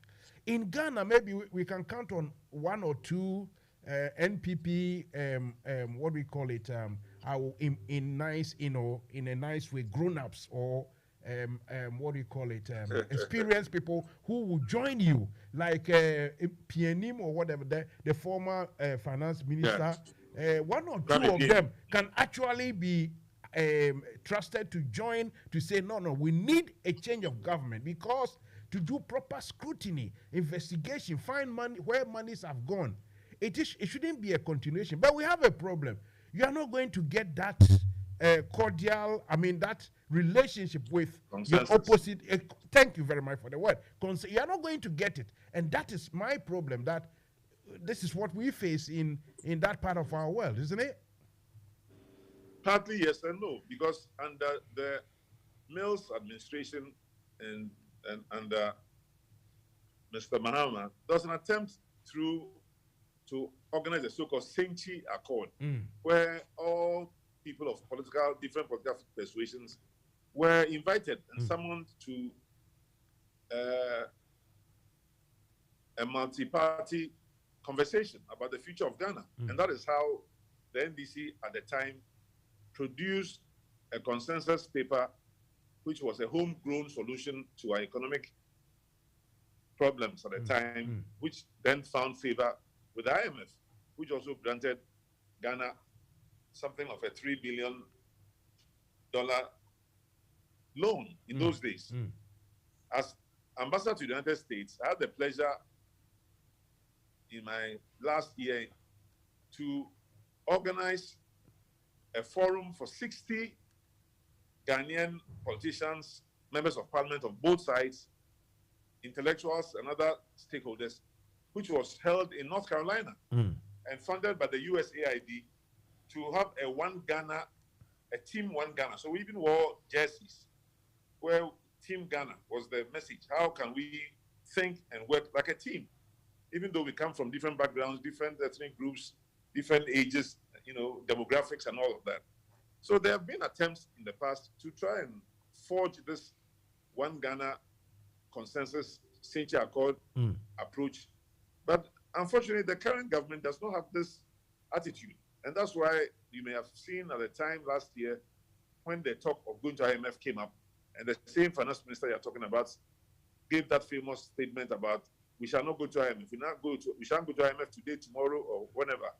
going to IMF will be dire, to have all these unfortunate consequences. We are a proud nation. We can do it ourselves. I mean, all those things. And where are those statements now? So they have eaten up their words because the statements didn't make sense at the time they made those statements. But the point you are making, and which I'm also making, is simply that, yes, there are a lot of wonderful, creative, talented people in Ghana, but there's a constitutional challenge, which is the fact that the current constitution of Ghana gives enormous powers to the person who is, well, if you wish the word, fortunate enough to be elected as president of Ghana, whether by fair or foul means. While he's the president, there are enormous powers this person has to appoint and disappoint and to listen to nobody. And so there are those who have analyzed our constitutional practice, our constitutional behavior, our legal system, and will say that, well, the constitution was prepared at a time when there was a man called Flight Lieutenant General John Rawlings, who had a military background. There was an attempt or interest at the time to let him go into retirement, and therefore many leading Ghanaians bent over backwards somewhat to present an accommodating constitution to him so that he will not feel afraid to leave power. And we have therefore lived with that imperfect constitution. And those people who have replaced him can choose to abuse some elements in the constitution, which the current president obviously is doing. But then the same constitution can be exercised by a Professor John Evans Atta Mills, who, may choose not to abuse it, or by John Mahama, who also, in my judgment, did not abuse it from the excesses that is possible. The Constitution gives you a whole lot of possibility to abuse that position. So you appoint the chief justices, that's for example. So if you as a president appoint chief justice, there's no limit of how many justices you can appoint. You can appoint 10, you can appoint 25. But if you choose to appoint 25 and all 25 are so-called your party sympathizers, whether openly, approving your party or privately approving the party, or all the 7 members of the Electoral Commission, you have the power to approve them, appoint them. You can appoint family and friends only into the Electoral Commission, and the system cannot do very much about it except complain, which is happening even now with the latest, commissioners that have been nominated and appointed. And the president can choose to ignore your complaints unless you overthrow him. That's the options that are left to Ghanaians. I see. Or you wait for him to leave office in 18 months or whatever period of time. So there are constitutional challenges, and I think those have been generally identified by various committees, including the one that I think chaired by Fiajo, established by Professor Mills, which in 10 years since the recommendations were made, there have been no implementation, because the very people who should implement the changes are the people who may want to keep some of the privileges of their positions. So that's the conundrum we find ourselves in. That is the conundrum we find ourselves in. Dr. Ekospio Gabra is the one you are hearing from and you are seeing on the screens. Doctor, let's take just a 1 minute short break to seek our sponsors' messages here and there. Very short indeed. Then the second segment, we come and do proper politics, if we can call it like that. Either partisan or by the proper a pure politique. We'll come to that. If we can take one of our what do we call it, sponsors as quickly as we can, then we can. Let me go straight to the point. We will find wada. Once the attacker and send says so, your work is here. Come air conditioner, and also dumb air conditioning, and set up more Cassiasa. No crane say. One funny papa manama installation now mountia. With everything called enterprise, air conditioning installation at the Wawa, Odamo, a Rubia, okay, new. Never called room, it's a cold stores, and a Bavia, you didn't see, I was saying, everything called enterprise. Ever a nice one at your mower, a rubia, no good you medicadica. You install central air conditioning, split air conditioning, car air conditioning, never solar panels also. You want a nice Eddie mower, or you be a boost straight, not the only your body will fee. So what do you say? And our gas in a sense, say you'll come with the anal dear, and our co-store dear. Nina, you had a very nice and quick, but we will be a yet the amount. Most of more bridge, I'm always sit down and make anyone over to me afraid you can lie with so. Yeah, be install air conditioning Ibiamamo. Frank plus 447508650279. Oh, wager, I just sent Ghana Fire Service. Wow, France 0544489343 and 0302906276. Your website, you know, everythingcode.org. And I send you an email kjamwako@yahoo.co.uk. Everything Code Enterprise. Air conditioning, master, no.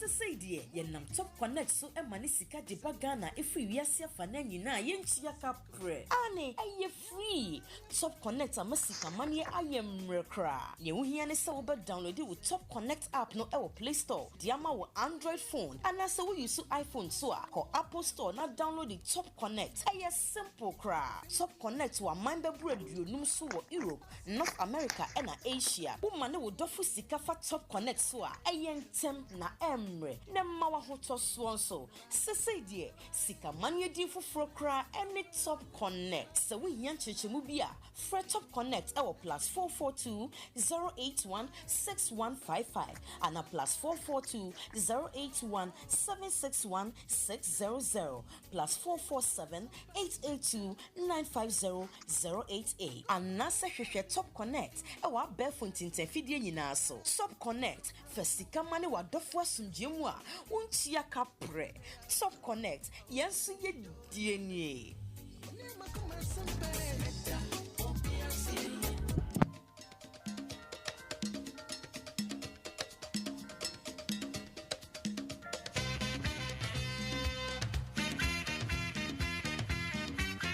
Right, Osibisa, say fire will burn you.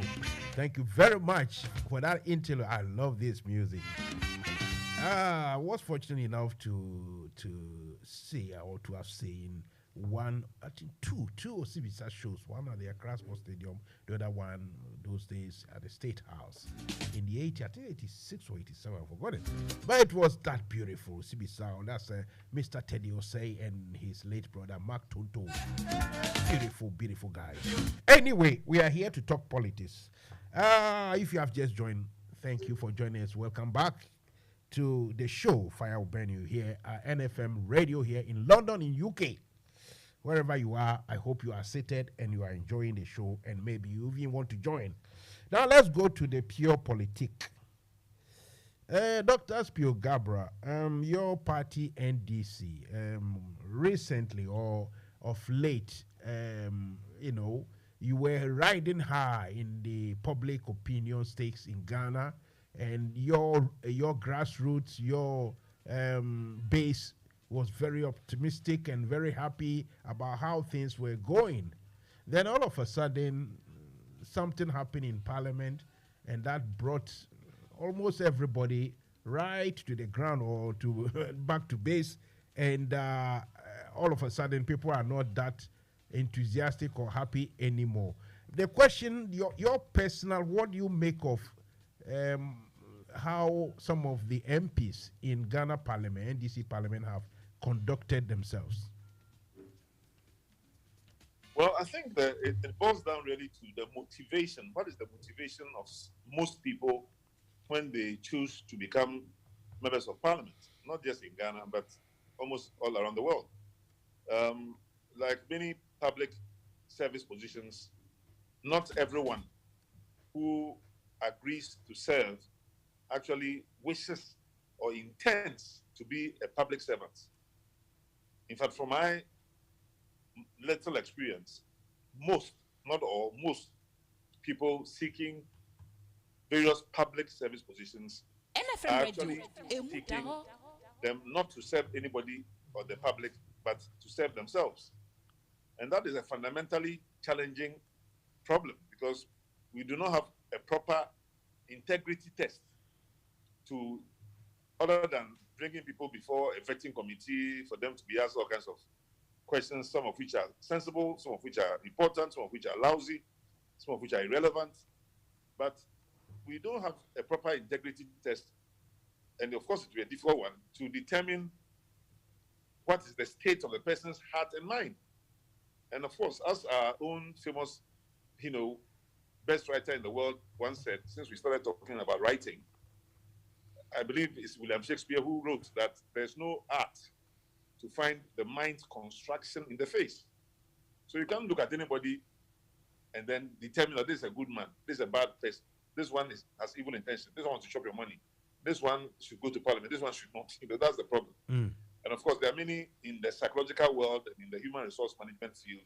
There are many other tests that are used to screen individuals who are seeking various public appointments. So, for example, I was screened through psychological and psychometric and other tests to become the chief executive officer of the Commonwealth Telecom Organization. And I had to sail through a lot of such tests, including written, logical reasoning tests, etc. But we don't apply these to normal public appointments, as I know. And so a lot of wrong people sail through because they pay their way.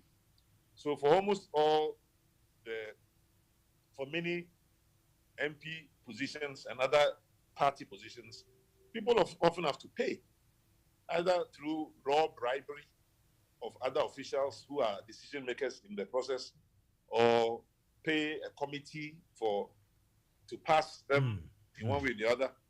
So in the latest, or even in the current, Parliament of Ghana, if you recall, without my mentioning the names, the individual who seemed to have been the worst performer in the minds of the general public apparently ended up having the highest votes of all people within that parliament. How could that happen? Well, now you're talking. I'm saying somebody was identified as the worst performer in terms of interviewing skills and what she knew or did not know about her job and all that.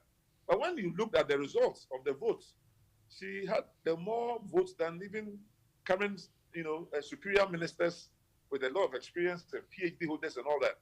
So you can see that something else was at play beyond common sense and what was in the national interest. But my experience in the almost 40 years of serving my nation is that the national interest barely ever takes priority in the minds of most people. And that is at the bane of the situation in Ghana. So I'll just give you one little example of how I became Minister for Trade, Minister for Mines and Energy for a short period.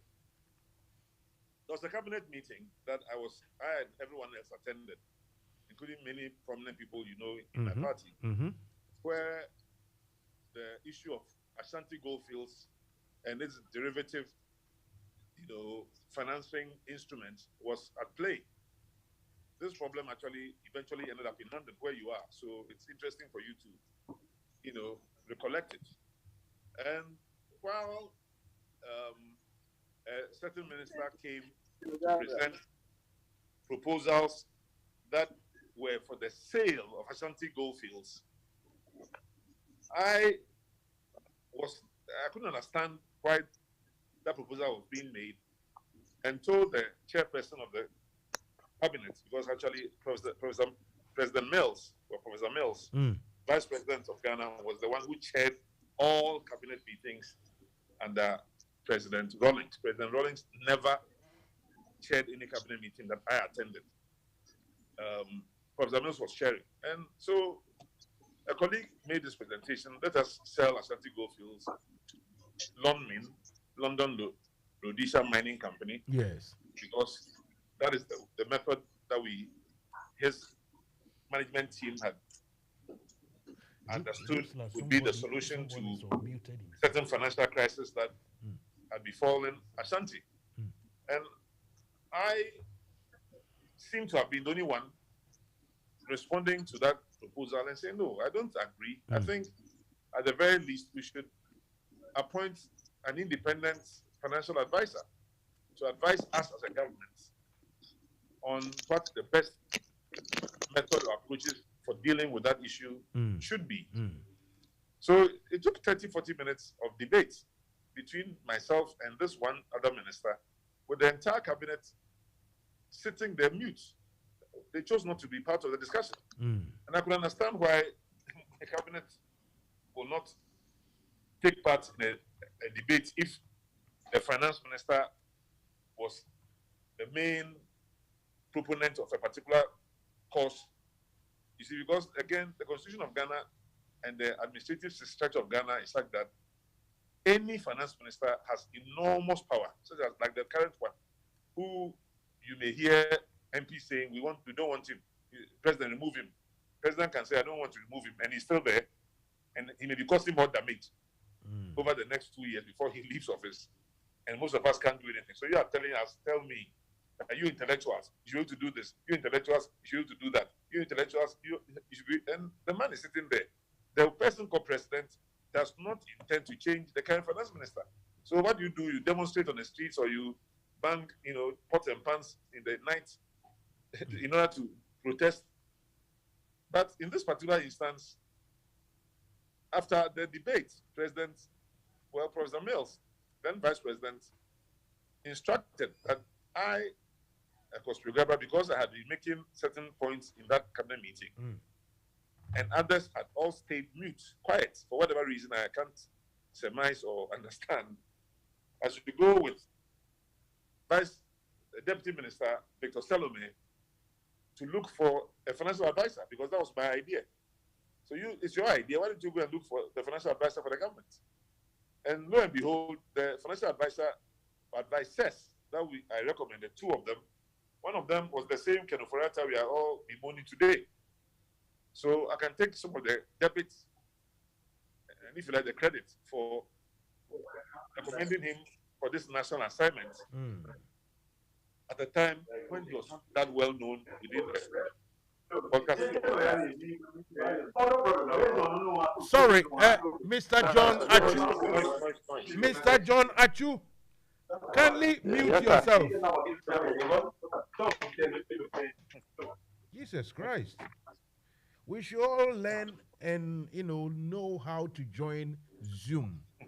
We should all please, thank you. Dr. Spiogabra, you see, you have explained this very eloquently.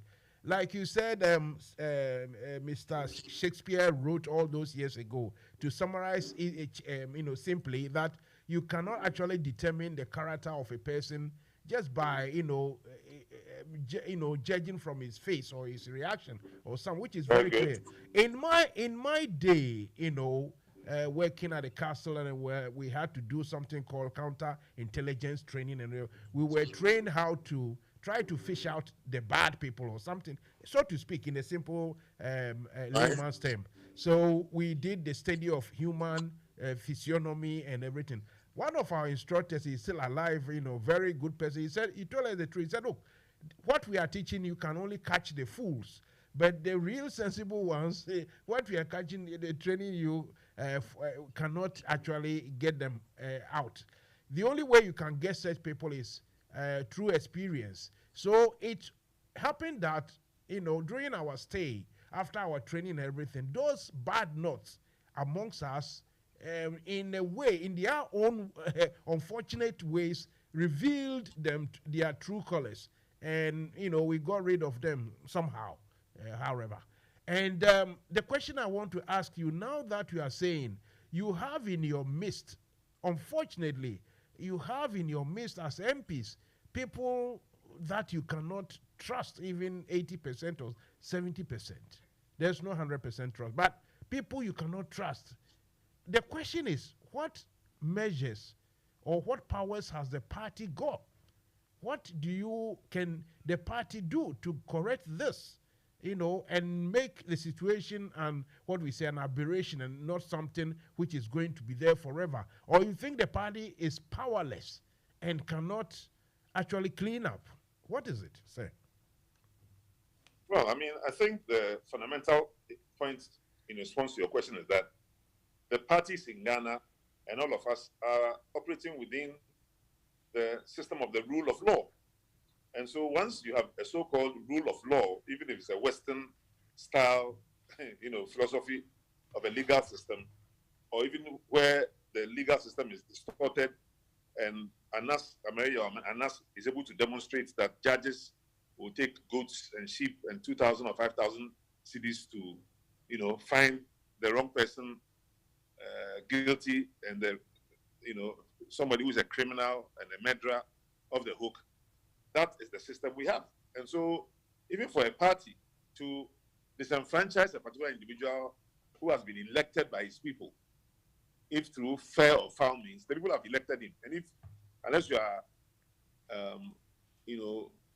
bringing a case against that individual for being fraudulently elected. But if your case is not about the manner in which he was elected, he has already been elected. You have accepted the voice of his people. Assuming the people have made the wrong choice, then according to democracy, you have to wait for 4 years, and then the same people will vote for somebody else. Until then, you can make a lot of noise, but unless you have criminal charges against the person or some other, charges of some kind that can impeach the person, the person is still there for the 4 years. And that is what we also have with the overall administration. You can't do much about the MPP government for 4 years while they have the mandates of the people until they show their true colors, as you are saying, and everybody realizes that these guys were liars, they have misled us, they have stolen from us, we must replace them. And if there's that national consensus, then in the next election, you expect them to be moved out. And also, some, obviously not all, but there are MPs also who did very badly would also be negatively affected. So it's a slow process. I mean, democracy by definition is a slow process. I don't know if my question was clearer. That we are talking about your MPs, the NDC MPs who can be, said to have disobeyed party whip. They defy the party, directives completely. Did what? Can you identify them? Have you ever identified that is my question. That is my next question. Is that you are the top hierarchy? Are you any closer? Is the party any closer in in identifying those who defy the party's whip? And what is going to be done to the people? I'm not in the party. I used to be at the party headquarters as a national vice chairman. I used to be at the party headquarters as the director of communications of the whole party. The work that my friend Sami Jamfi does this day, the same work that Mr. Mahama did after I did it, almost 20 years ago. I'm no longer in that position. Sure. And so I cannot tell what the party is doing at the general secretary and the chairman level, national executive committee level. But what we must remember is that even if the party wants to do something, it must also follow some basic legal processes, and you must respect people's legal rights. You can't accuse people very widely for doing things that you can't prove. Sure. They are expected to bring proof, and if it's bribery, which is at the base of it, which is what everyone suspects, that there are people taking money, not on MPP side, NDC side alone, but MPP side or anybody who goes to parliament is subject to a lot of pressure. Sure. To take money from all kinds of people for all kinds of reasons. Yes. Many different reasons. Yes. People collect money for many especially this time primaries, people need money. Well, I mean, there's money. If any law, any bill that is being passed in parliament by any party, some people expect and insist on taking some money before they vote for the bill or against the bill. And it's not only in Ghana, in the United States. I see. In other places. So this is a bit disheartening. Let me get to a certain point. Please. As far as I'm concerned, at least one cure is to cancel and avoid any secret balloting. You've now completely ambushed my question. You've ambushed, because I was going to say that, look, the situation is rather disheartening to your base. Your grassroots, that, these people, we can't do anything to them or anything about what they've done. But at least I was going to ask you that you support that this system of voting, at least they should have recorded. It should be. They should have records of voting patterns like they do here in Westminster. They can go even into secret voting, but everybody's vote is recorded. So in years to come, they can say, "Oh, this particular MP voted for or against this bill," and the rest. Do you think our parliament should adopt this system as well? Absolutely. I mean, in the United States as well, people who are standing for Congress or Senate, your record is very known. Your record on abortion, your record on the war against Libya, against Ukraine, against everything, Gaddafi or Syria. All your records are open, and it's your record that people run on. You have to run on your record. So any attempt to hide your record cannot be democratic. And so if we all have to campaign for the secrecy of balloting and voting to be removed, so that at least in Parliament, those who say they are representing us cannot go undercover and then vote for things that we ought to know and yet we do not know. And I think that transparency alone will help to change things. There are many aspects of the democratic practice that must be changed. For example, declaration of assets.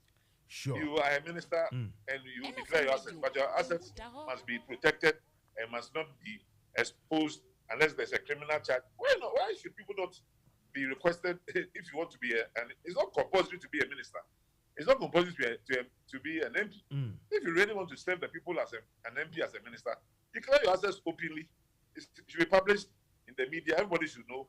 And then you can take decisions on that basis. But there's a whole school of thought, and that is the majority of people looking for public offices. You see, so even though the population will support the idea of open balloting, open secrecy, those who are going to take the decision on our behalf, who are already in Parliament or who are in the Council of State or other places, they are not interested in this aspect of transparency. So you may not get the results you want, and you can't do anything about it. Sure. I'm going to ask this question. Then those of you listening or the audience, you can also phone in. Sorry, you can join in the conversation via the Zoom. It's better to use the Zoom system. And can you kindly tell this fellow to rather join the Zoom, because the phone won't go any much, Otherwise, I don't think he will hear the phone. Yeah. Right. So if you want to ask Dr. Spiogabra a question, get it ready. I will ask this my question. Then you can come in and also raise your hand electronically. My producer engineer will sort you out, and you can come in and ask your question. Doctor, let me ask you this: is your party NDC prepared, ready, really, to mount any reasonable, any specific, sort of challenge, any serious challenge to the Akufo-Addo, NPP, and the rest of them? Given that Akufo-Addo and his people have strengthened, and they have strengthened their grip on almost every institution in the country: the military, the police, the other security agencies, the media, the legislature, the what do we call it? What's the other people I wanted to mention? I mean, the EC, everywhere, even in the parliament where it's supposed to be level pegging. Akufo-Addo and his people have actually managed to get hold on things. My question is, how do you explain to your party or the neutrals who really want a change in Ghana that your party will be ready, will be prepared for this serious challenge?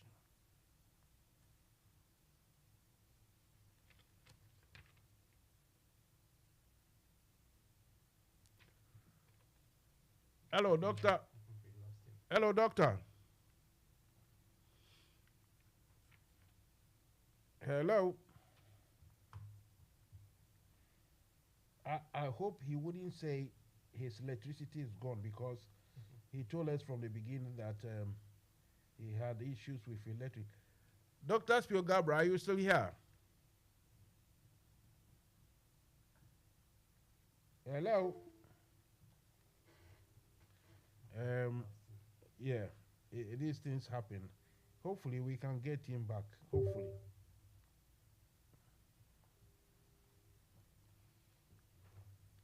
Dr. Spiogabra.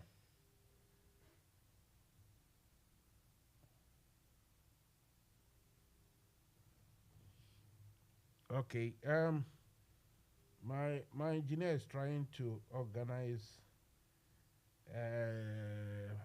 the whole system to have him back. So don't lose hope yet. We'll try and get him back.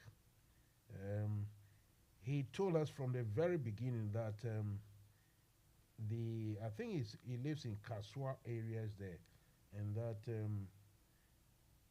the electricity has been off, I think, for the time being. So, but we have been lucky to have, sustained him for a while.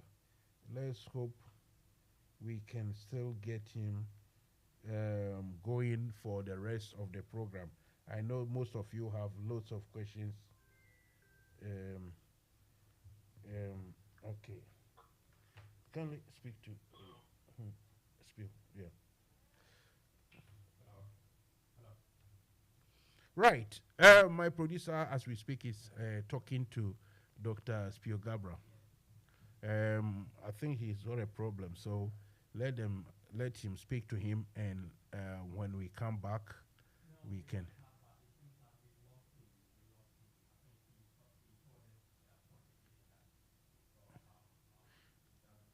Ben, I think you are speaking to Dr. Spiogabra.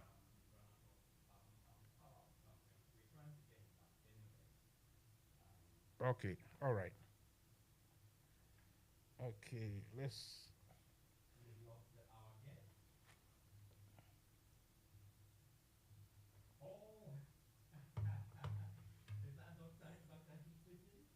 Yes.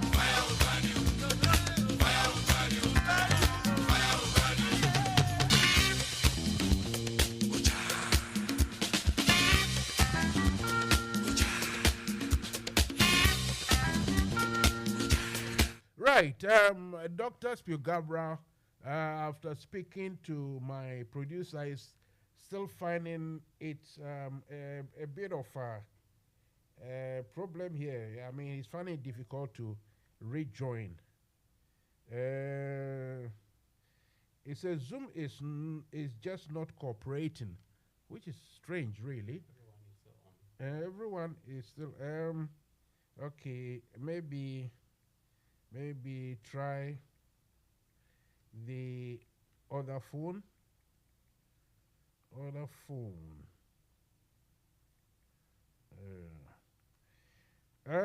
Well, everyone should just stay focused and not too much perturbed.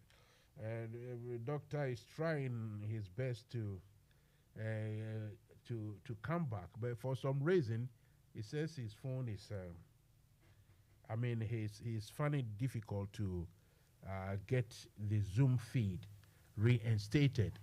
Hopefully, he will do that so that we can have a nice, very good conversation. Let me remind you that tomorrow to have a Zoom, this time with someone from the MPP side, one of the people who wants to be president. They call him Kwabna Japan. He wants to be the president or the flag bearer. So tomorrow it will be the same thing, Zoom. I hope. I know. Yeah, Comrade Yusuf, can we talk whilst we wait? Yeah, it's unfortunate that Dr. Spio is offline. I hope he can be able to join us again. Yes. Yeah. And look, listening to him, I could see that he's got experience. We all know of Spio and Rollins days and how he served in government and all that. He's a man with full experience when it comes to Ghana politics. In fact, it seems if he was there, I wanted to just let him know that, when you were asking of how some MPs voted against their party, and he was trying to explain that most people go into politics to serve their own interests. Are you listening? Are you there? Go ahead, please. Yeah, he said most people go into politics for their own interests and all that. You see, if you look at because there are some things that is really missing in terms of our political parties. In fact, if you look at the Chinese Communist Party, the CCP, they have these serious organs that vet people before you even get a chance to stand as an MP or represent your constituency. They have an organ. In fact, there are 6 organs under their secretariat, which does serious job for the party. And the organization department is one of the most secretive departments in the CCP. And they see to the staffing in the party and in government. And they will scrutinize people before they get into such positions. So you see, when they are there, they be so loyal. And when they choose someone, they choose the right person. You see? So I would, in fact, encourage the party NDC to make reforms in the party and bring in all these. I don't even know if we have the organizational department that looks into the staffing. There is a system they use. If you Google it or go to Wikipedia, it's called nomenclatura. And it's based on that theory that they select people into office and governance. So this is lacking. That is why at times we don't have the right people in place. And all I will say is I'm so disappointed about the way where Ghana has reached now. And I believe that the issue is to do with we don't have the right talented economists to really sort of lead us in our monetary policy. See, Dr. Spio mentioned something about in the US and other places, they print their money, the Fed, and the Federal Reserves, which is the opposite of Minister of Finance, whilst the Fed is the opposite of the, I would say, is our Bank of Ghana. In fact, they are in control of the creation of money. They know how to create money. We shouldn't be fooled that in economics, it's just to do with taxes. You tax to create revenue for government, and you borrow to run your governance. That is a wrong economics.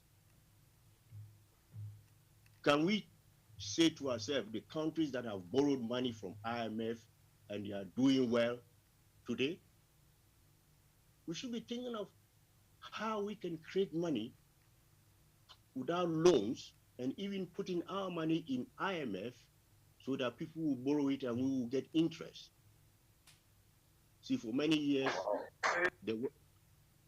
for many years, the Western countries have been sort of accusing the Chinese people for currency manipulation and all that. You see? So we need to do the same thing. We need to get hold of what? Be in control of our sovereign currency. And we need economists who understand monetary policies. It has nothing to do with the Minister of Finance. The finance minister is only there to collect revenue and, taxes and make payments and all that. The Minister of Finance doesn't create money.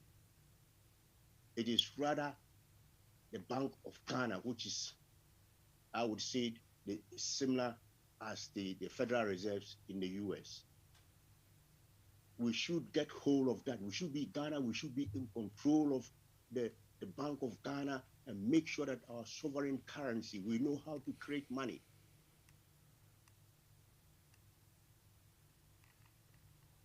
Hello? There's a lot I wanted to say, but I don't want to stay on for long. Okay, that's fine. Let it look like I'm talking, but in fact, I think we need to form a committee in NDC. It should be a subcommittee that will discuss our monetary policies. It is these monetary policies that the Chinese people, the SME, the social marketing economy, used. They were able to create banks, which is the CD, this commercial bank, the Exim Bank, working together with their central bank to finance their industries. They didn't go to borrow money. So if our people don't know how to create money and they think it's just going to IMF, IMF is just going to make things worse for us. All their interest is you come in and you borrow more money and you cannot pay, you'll be defaulted, and they will now control you big time. That's not what we want. Musa. Right. Thank you very much. Listen, you've done very well. Thank you. If anyone else wants to, because I think Dr. Spigara is having internet problems. It is the internet that is disturbing or disappointing on his part. Hopefully, we can still get him to come in. Musa. Yeah, Kwesi. Yeah, good evening to you and good evening to your listeners. Good evening, Kwesi. Yeah, it's most unfortunate that we couldn't have the full version with Dr. Spigara. Some of us wanted to engage him in discussion, so we'd like to try and bring him back again. Yeah, as we speak, my producer is working on it. I mean, we are using other systems to see if we can get him.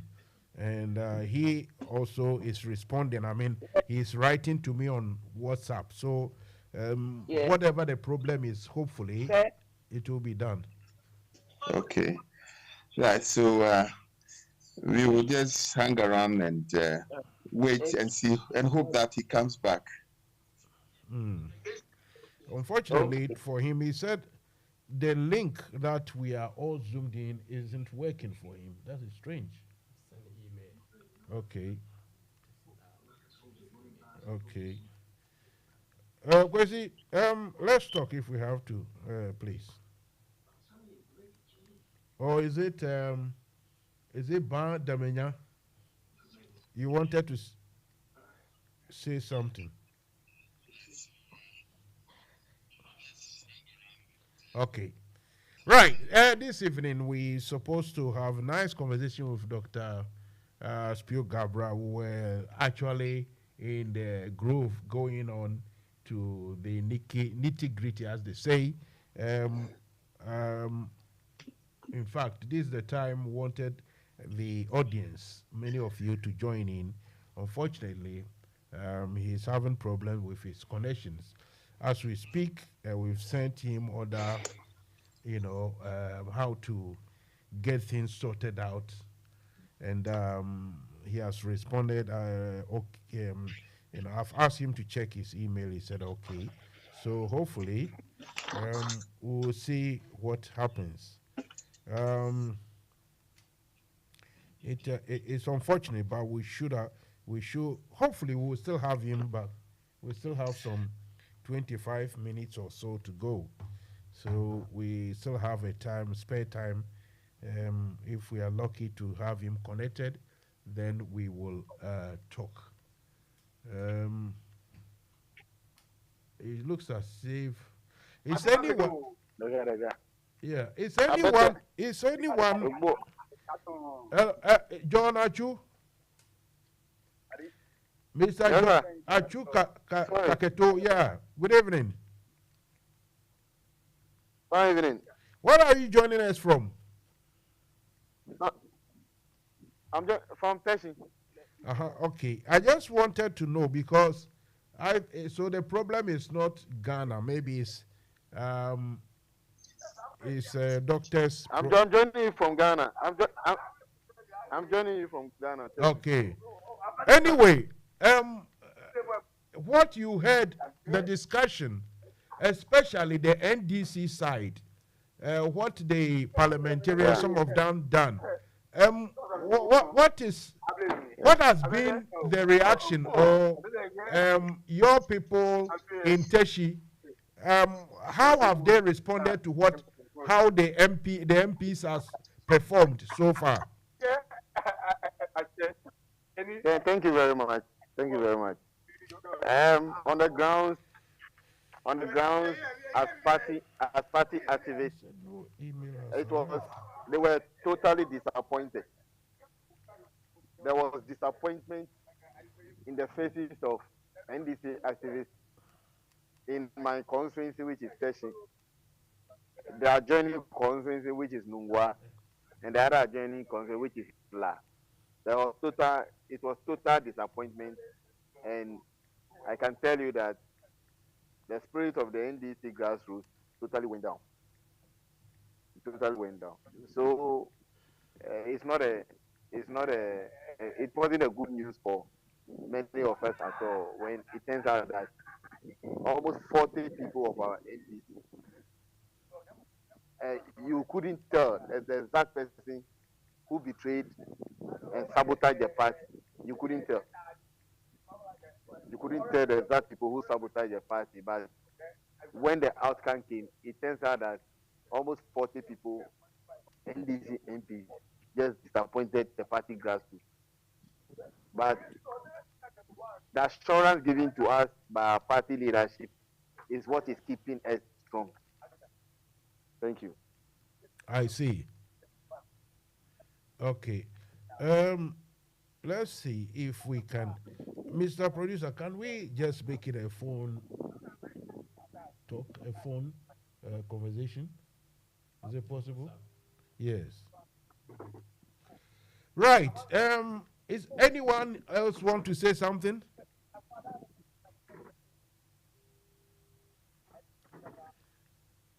Anyone? I saw Damanya's hand on earlier on, but he's gone. Dina, is it Dina Plaha? Dina, is it Dina or Dina Plaha? Hello? Hello? Okay. Let me see. Okay.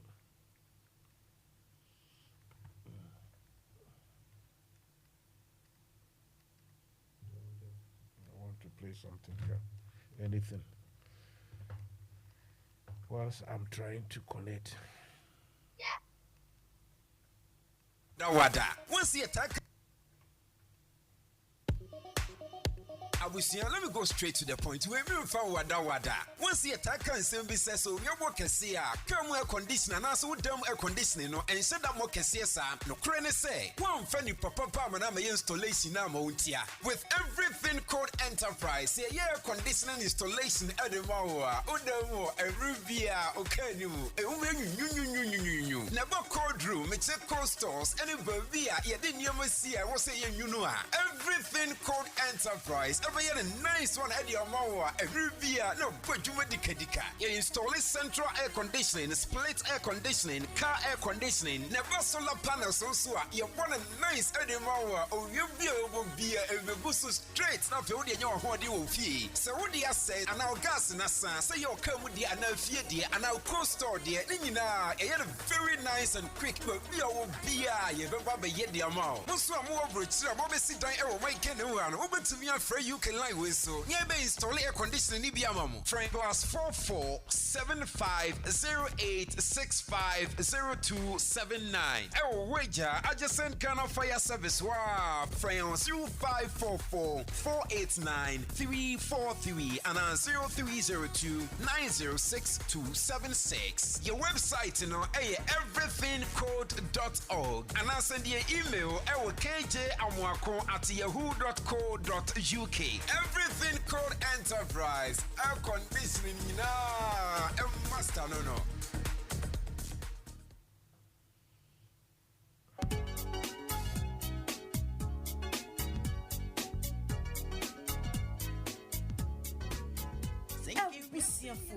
Say dear, yenam top connect so e mani sika de bagana if we asia fana nyina yentia kapre. Ane aye free. Top connect amasika mani aye mrekra. Ye wo hia ne se wo be download with Top Connect app no e wo Play Store. Di ama wo Android phone. Ana se wo use iPhone so a ko Apple Store na download the Top Connect. Aye simple kra. Top Connect wa man be radio num so wo Europe, North America and Asia. Wo mane wo dofu sika fa Top Connect so a aye ntem na emre. Nemma wa hoto so sese die sika manu di foforo kra any Top Connect so we hia chechemu bia free Top Connect e wo +442 081 6155 and a +442 081 761 600 +447 882 950 088 and nasa hwehwe Top Connect e wa befontin tafidie nyina so Top Connect fasika mane wa dofo asumdie a untia kapre Top Connect yensu ye DNA National Democratic Congress NDC no nyam form mane mema mo UK ni Ireland chapter no yeah Dr. Ambrose.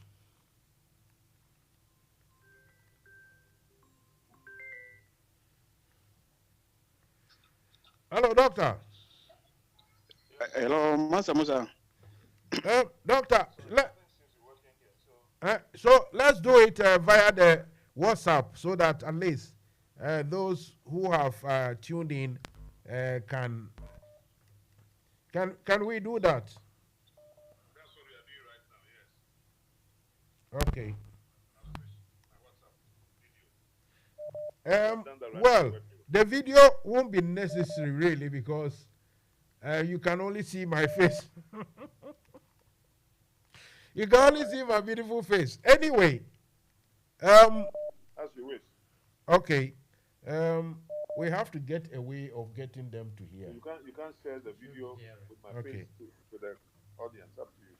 Right, Ambrose, can you hear? Can you hear Dr. Spielgabra? Hello, Ambrose. Yeah, you let me go on Facebook if I... No, what I'm saying is, can you hear? He's speaking. Can you hear him?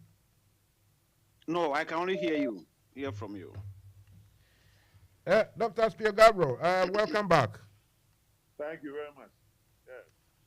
Yes, now I can hear. I can hear a bit, yeah. Okay, if you can hear, then let's carry on with it. Sorry about this technology thing. It's strange, really. But thankfully, we can... You remember, I used to be at the Commonwealth Telecom Organization, so I know all about it. Well, it's strange. There are something strange is happening. Right. So the question to you was that is your party really prepared, ready to, to how do we say to mount any serious challenge? Of course. I mean, you shouldn't misconstrue things that may happen in any parliament, any national assembly, any congress of the United States or United Kingdom for what the vox populi position is, what the ordinary people will do given the opportunity. But you must understand that in the forthcoming elections, the MPP are already very structurally skewed the elections in their way. So if you start from the fact that we all know that the judiciary is siding with them, which they made very blatantly clear, the election petition where they voted 7-0-9-0-0-0-0, everything for and against NDC. If you go to the Electoral Commission itself and you know that even before the recent appointments, the majority of the commissioners were blatantly in favor of the NPP. If you go to other very important national institutions, such as how the civil service has been gutted and abused and massaged by the NPP, so that they have made numerous thousands of appointments below the view of most Ghanaians. But of course, you know the most prominent ones where the senior minister had his sons given various director generalship, assistant director generalships in various public corporations such as the SNET. So they have populated and overpopulated the public services with what you may call party apparatchiks. And this is part of what has inflated Ghana's debt profile. Because people who are on salary and people who are given free fuel and all kinds of free accommodation, all at the expense of the state, and where the president has refused to reduce the size of the political wing of his presidency, meaning the office of the president itself, where most of the appointees, 30 different people doing communication-related work, for example, and who are all on various high salaries.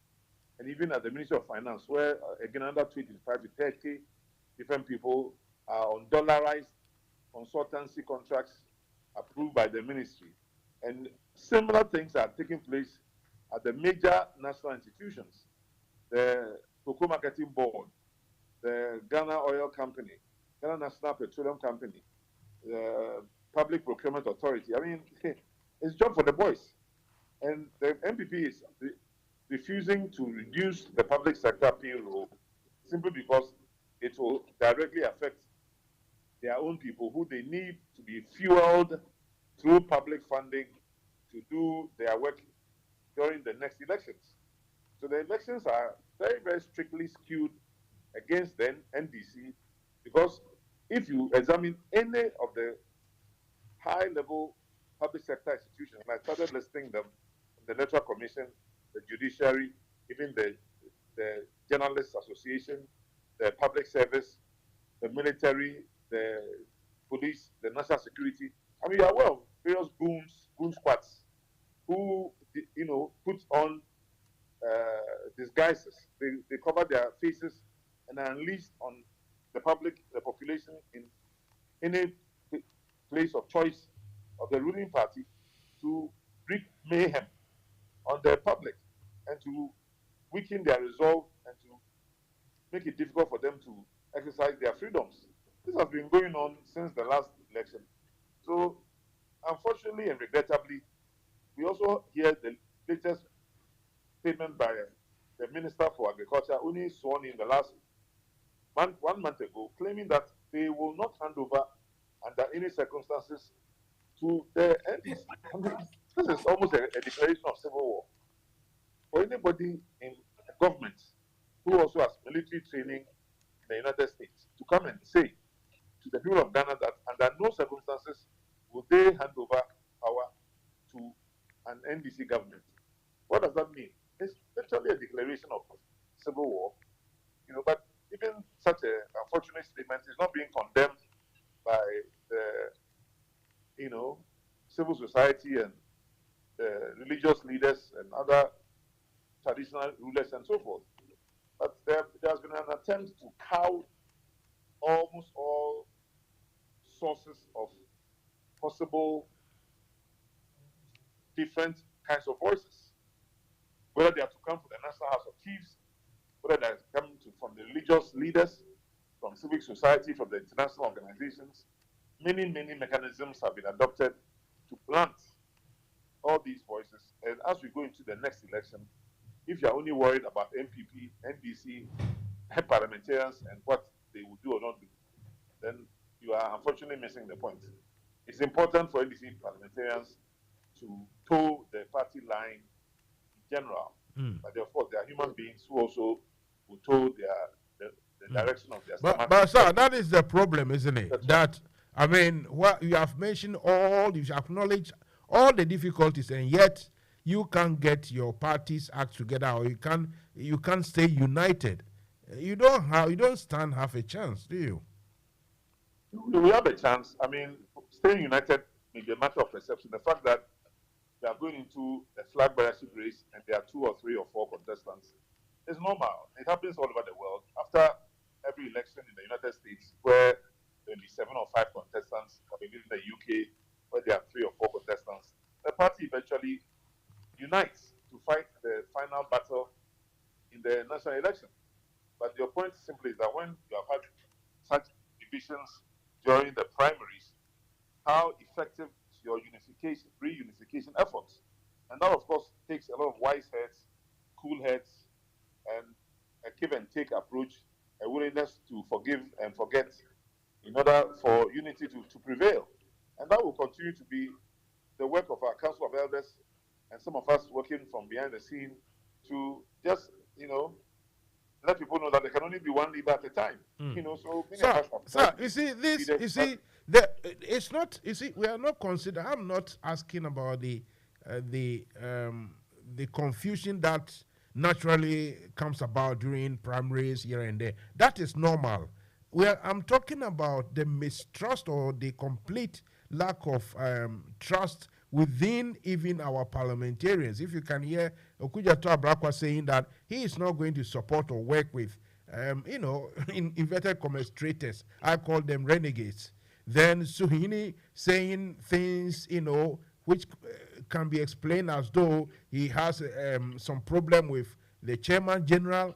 There is mistrust now. That is the problem. We are not talking about I don't think this is any worse than when President Akufo-Addo sacked his chairman and the general secretary from the party headquarters, MPP, before an election, and nevertheless was able to win. So there are all kinds of cleanup exercises that take place within all political parties. And one of the ones you referred to, where there was a change in the leadership in the party in parliament, was part of a consolidation process of strengthening the party in ways that outsiders may not understand or appreciate.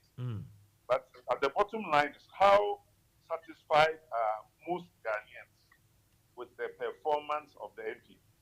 That is a critical factor in going into an election. People are going to vote. Everybody has one vote only. So the majority of voters and their majority opinions is what will sway the election. The NDP try very hard to muddy the waters by reducing the capacity of the South, region to vote at all or to be properly represented. They may tamper with the votes through the election machinations by the printing of ballot papers and the time of delivering ballot boxes and so many. There are 30 different ways in which one can interfere with an election through administrative delays and subterfuge and sabotage and all of that. At the end of the day, the voices of the Ghanaian majority will be heard. And it is the considered view of most of us who are both election watchers and election participants that the time has come for the NPP to give way for a party that can do a better job of salvaging the national economy from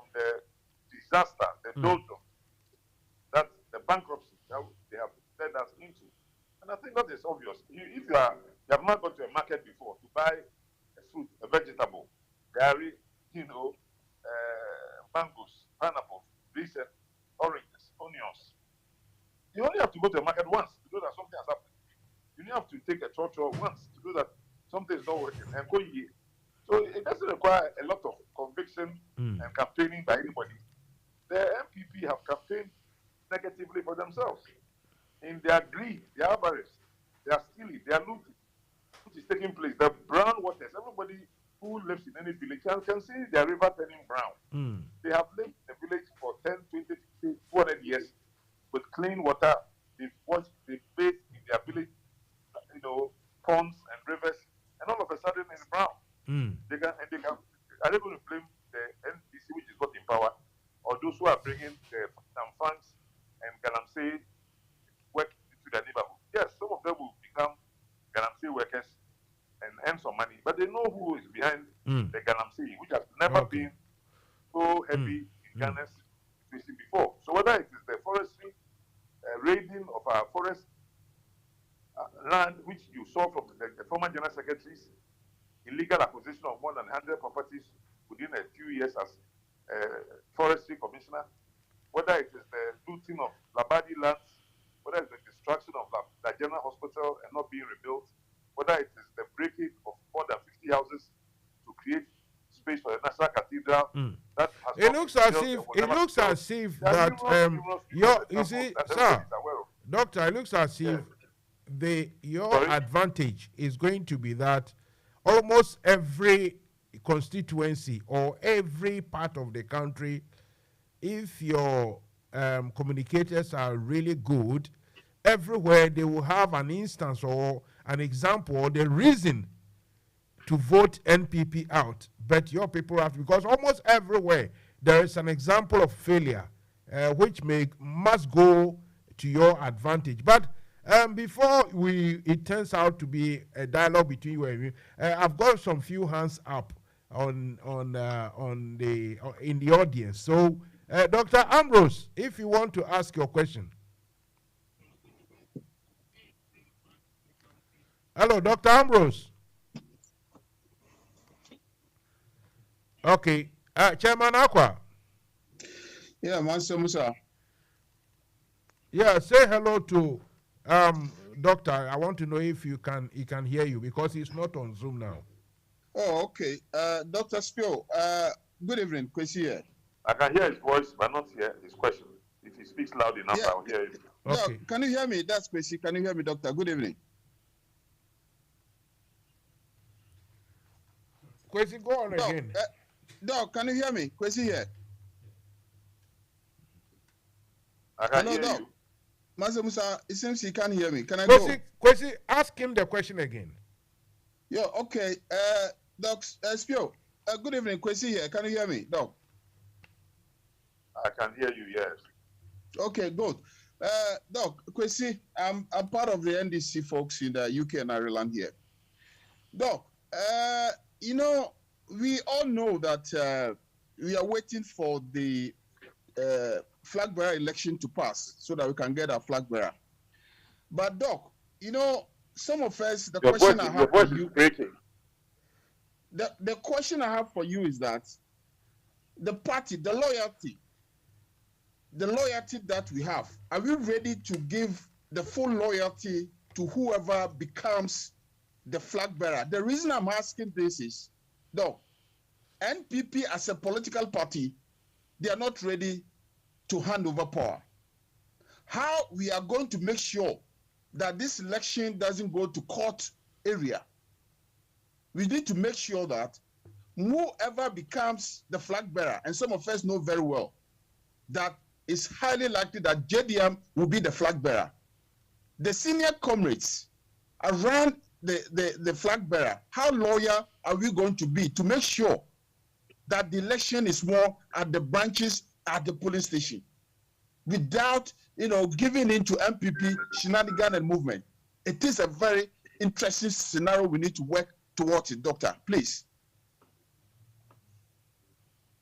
Loyalty to the party. I think the host can please convey the message. It's not clear at all to me. Okay. Just repeat his question. Yeah, we have a problem with sound. Yeah. Say again. But you heard this question, you can convey it. But we can't get doctor on Zoom.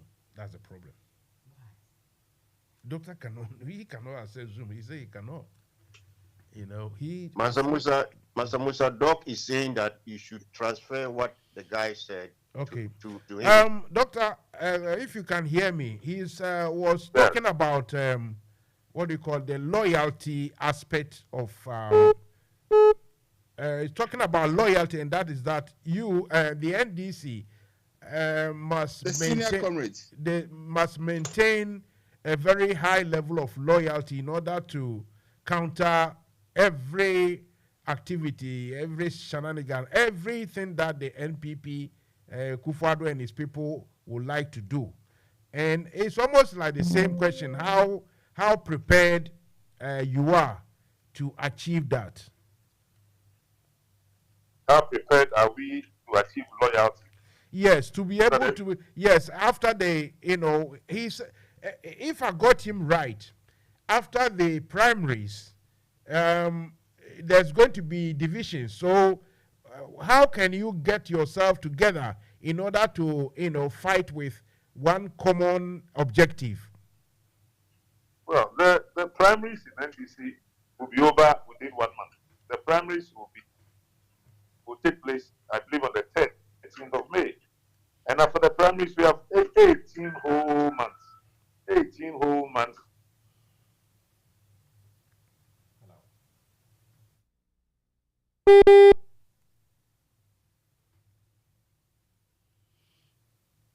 Hello? Hello?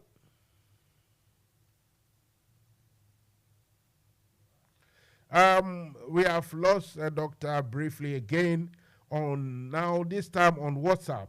We lost him on Zoom, and now it looks like the WhatsApp too has died on us. Let's see if we can get him back. I'm trying to see if I can get.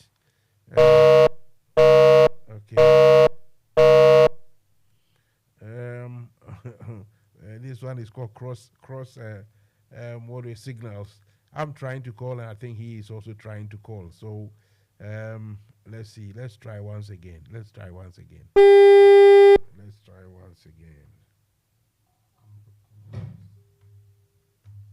Okay.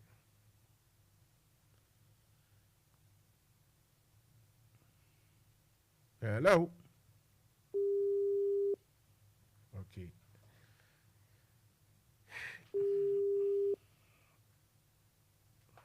There's something absolutely wrong somewhere, because the whole system isn't working properly. So that it's finding it difficult to even respond. Let's try again. Unfortunately, technology isn't playing ball at all tonight with us. So,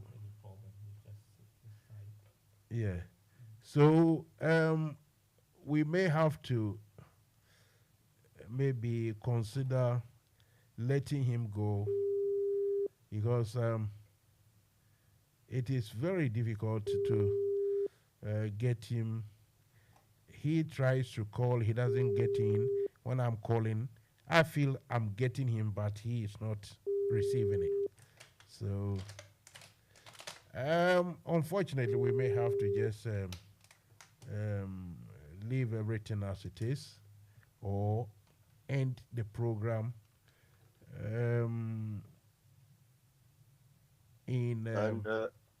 Mansa. Yes. What the comrade was also saying, trying to ask you, is that it looks as if the MPP is not willing to hand over power and would like to eventually push things. Hello, doctor. So we have to be prepared so that, we don't get into that situation. So hello. Let's hear about that aspect as well. Hello. Okay. There is a whole lot of misunderstanding on this phone. You see. Now he's calling. I try to pick it up. Hello. Hello. Hello. Yeah, but it's not. I mean, it's not. It's not responding at all. He calls. You see. Okay. Hello.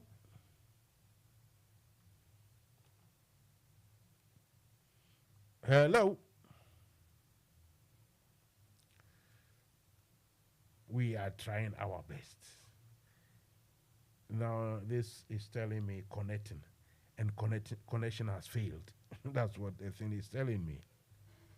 That connection has failed. Let's try other platforms to see. Spew. Let's see if I can get him here. Okay, so he's not on this particular platform, so we can only get him here, and so I can't get hold of him. Oh, what a shame. You're back. Sorry. Dr. Spiogabra. Yes, sir. Now we can have you back on. Let's try and do about 15 minutes. And the technology has really fought us hard. Right.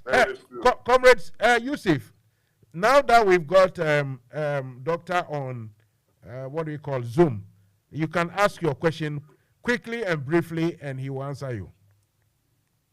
Okay. Dr. Spio, good to have you back. Thank we've you. been listening to you, and we appreciate all what you said. When we're talking about the top men in Ghana, you are one of them, with your experience. We respect you a lot.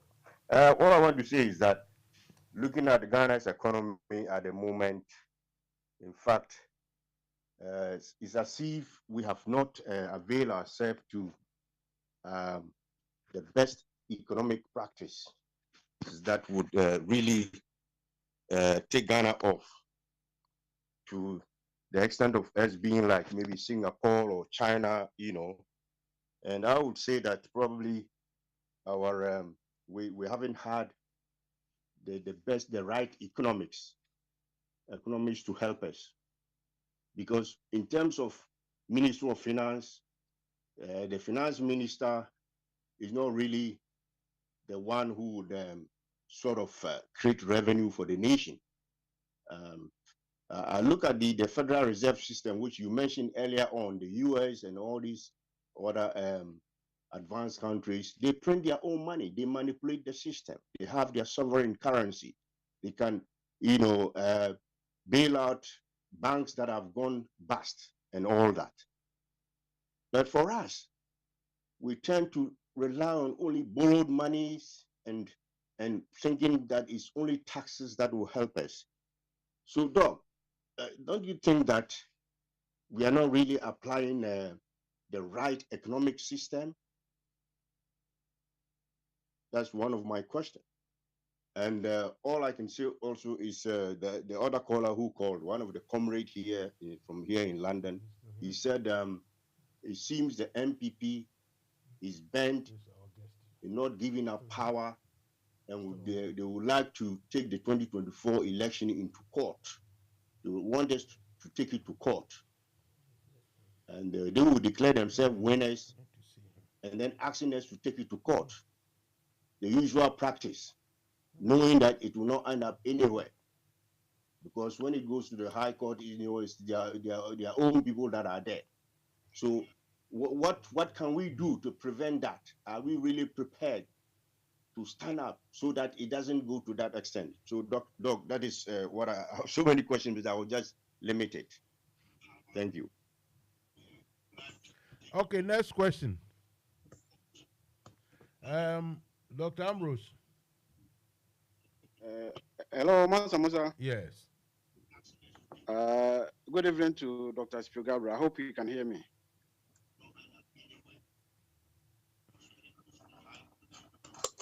Hello?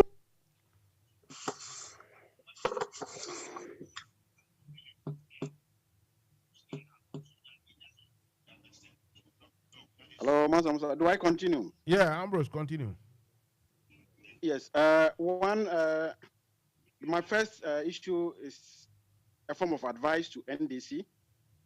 I am urging NDC national executives to investigate the election as why most of the areas or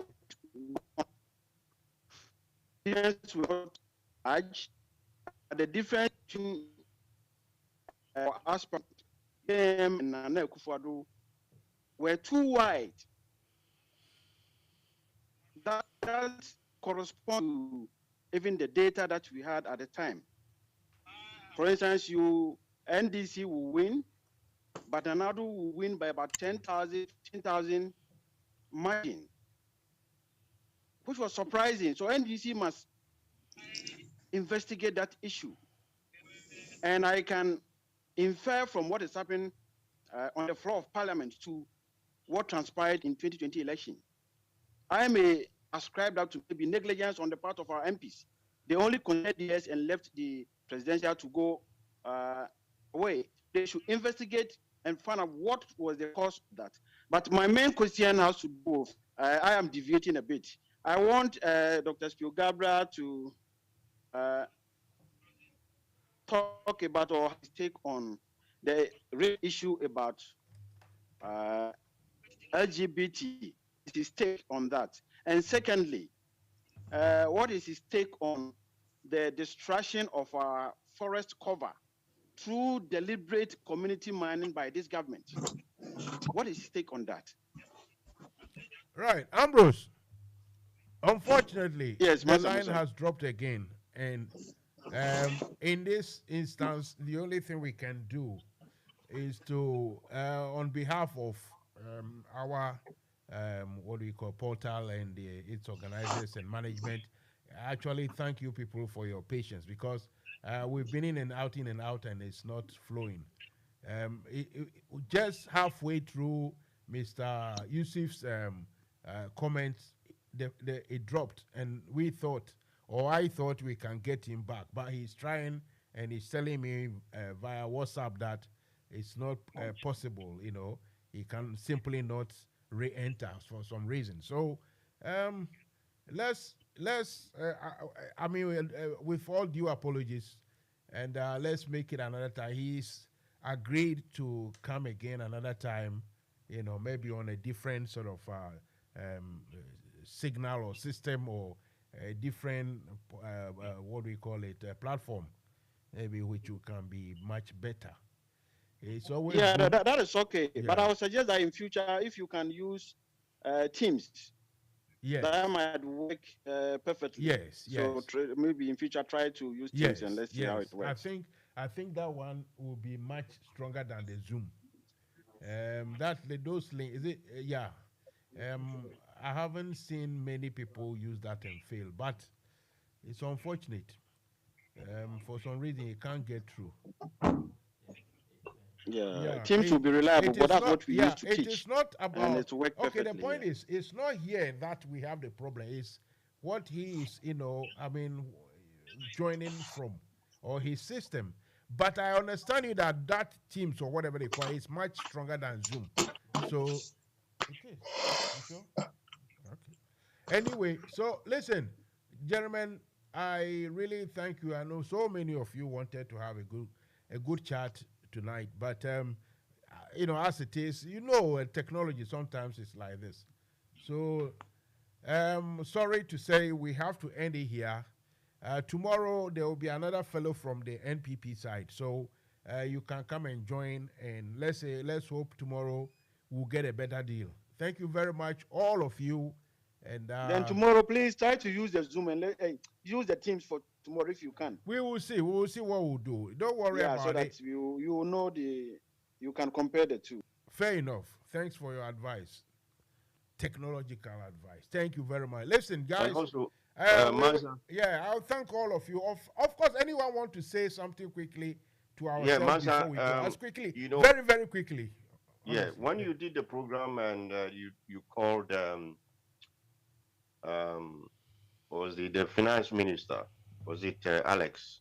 Said, Honorable said, he spoke from his phone into your studio. I think that's the best. You didn't use Zoom. People were listening through the link and all that. So maybe you should just avoid Zoom. You think we call the direct, it's much better. People want to sometimes get on Zooms to be seen and to be heard, and that's all. That's why, Zoom is like an advance over just the normal call. You see? Yeah. So, all your advice is all well taken. The easiest way, the simple one, is just the telephone call. But the advancement in technology that we should use Zoom and these things, and sometimes from wherever it's coming from, it fails. And tonight it has failed. So, anyone else want to say something quickly before we can go? I know Conrad Dumba is here. Damanya is here, Bernard. Okay, the rest, okay. I've gone. This one is Osafo and the rest of them. Anyway, listen, let's end it tonight. Thank you all very much for your time. And like I say, I will see you tomorrow, hopefully.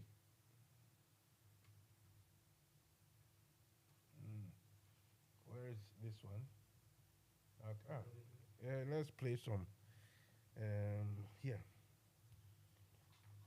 Okay. It's not fetching it. Okay.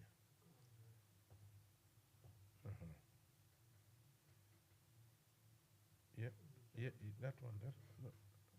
Not that one. Because if we play that, means we have to play all of it.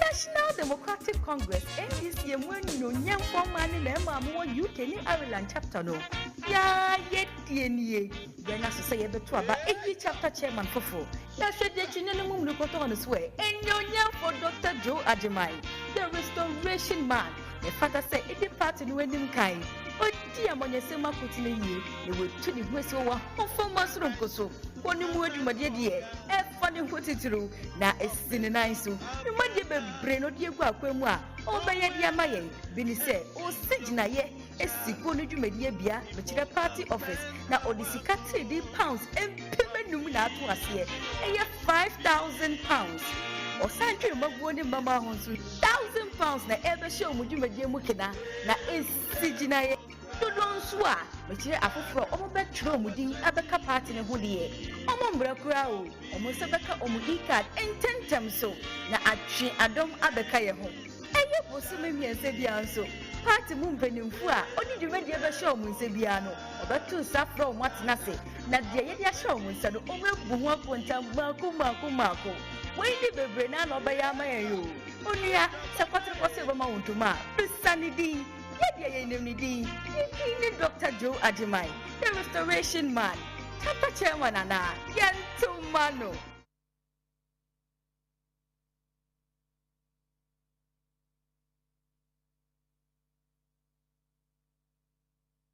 ‘Yan uwana mutanen NDC da ke United Kingdom da Ireland chapter, ina roƙon ku har wa yau ku vote ku ba chairman Akwa.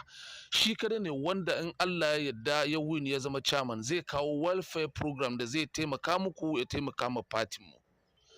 Daga cikin wannan welfare program dukkan member da ke neman taimako lokacin da ya shiga cikin masuwa abin da ya kama daga 50 pounds zuwa 400 pounds welfare program na ya tabbatar a baka a taimaka maka in Allah ya maka dalili ka biya wannan kudi. Abusia, let me go straight to the point. We will find wada. Once you attack and send this, so you walk and see come air conditioner, and also them air conditioning, and said that more can see us. No, Crane say, one funny papa, madam, installation now, with everything called enterprise, air conditioning installation at the Mawa, Udemo, a Rubia, Okanu, never cold room, it's a cold stores, any Bavia, you didn't ever see, I was saying, you know, everything called enterprise. Ever had a nice one at your Mawa, a Rubia, no, but you medicadica. You install central air conditioning, split air conditioning, car air conditioning, never solar panels also. You want a nice Edemawa, or you be a busu straight, not to your body will fee. So, what do you say? And our gas in a sense, say you'll come with the Analfia dear, and our coast store dear. Nina, I had a very nice and quick, but we will be a yet the amount. Most of more rich, I'm always sit down and make any one. Open to me, I'm afraid you can lie with so. Yeah, install air conditioning, Nibiamamo. Frank plus 447508650279. Oh, wager, I just sent Ghana Fire Service. Wow, France 0544-489-343 and 0302-906276. Your website, you know, everythingcode.org. And I send you email, kjamwako@yahoo.co.uk.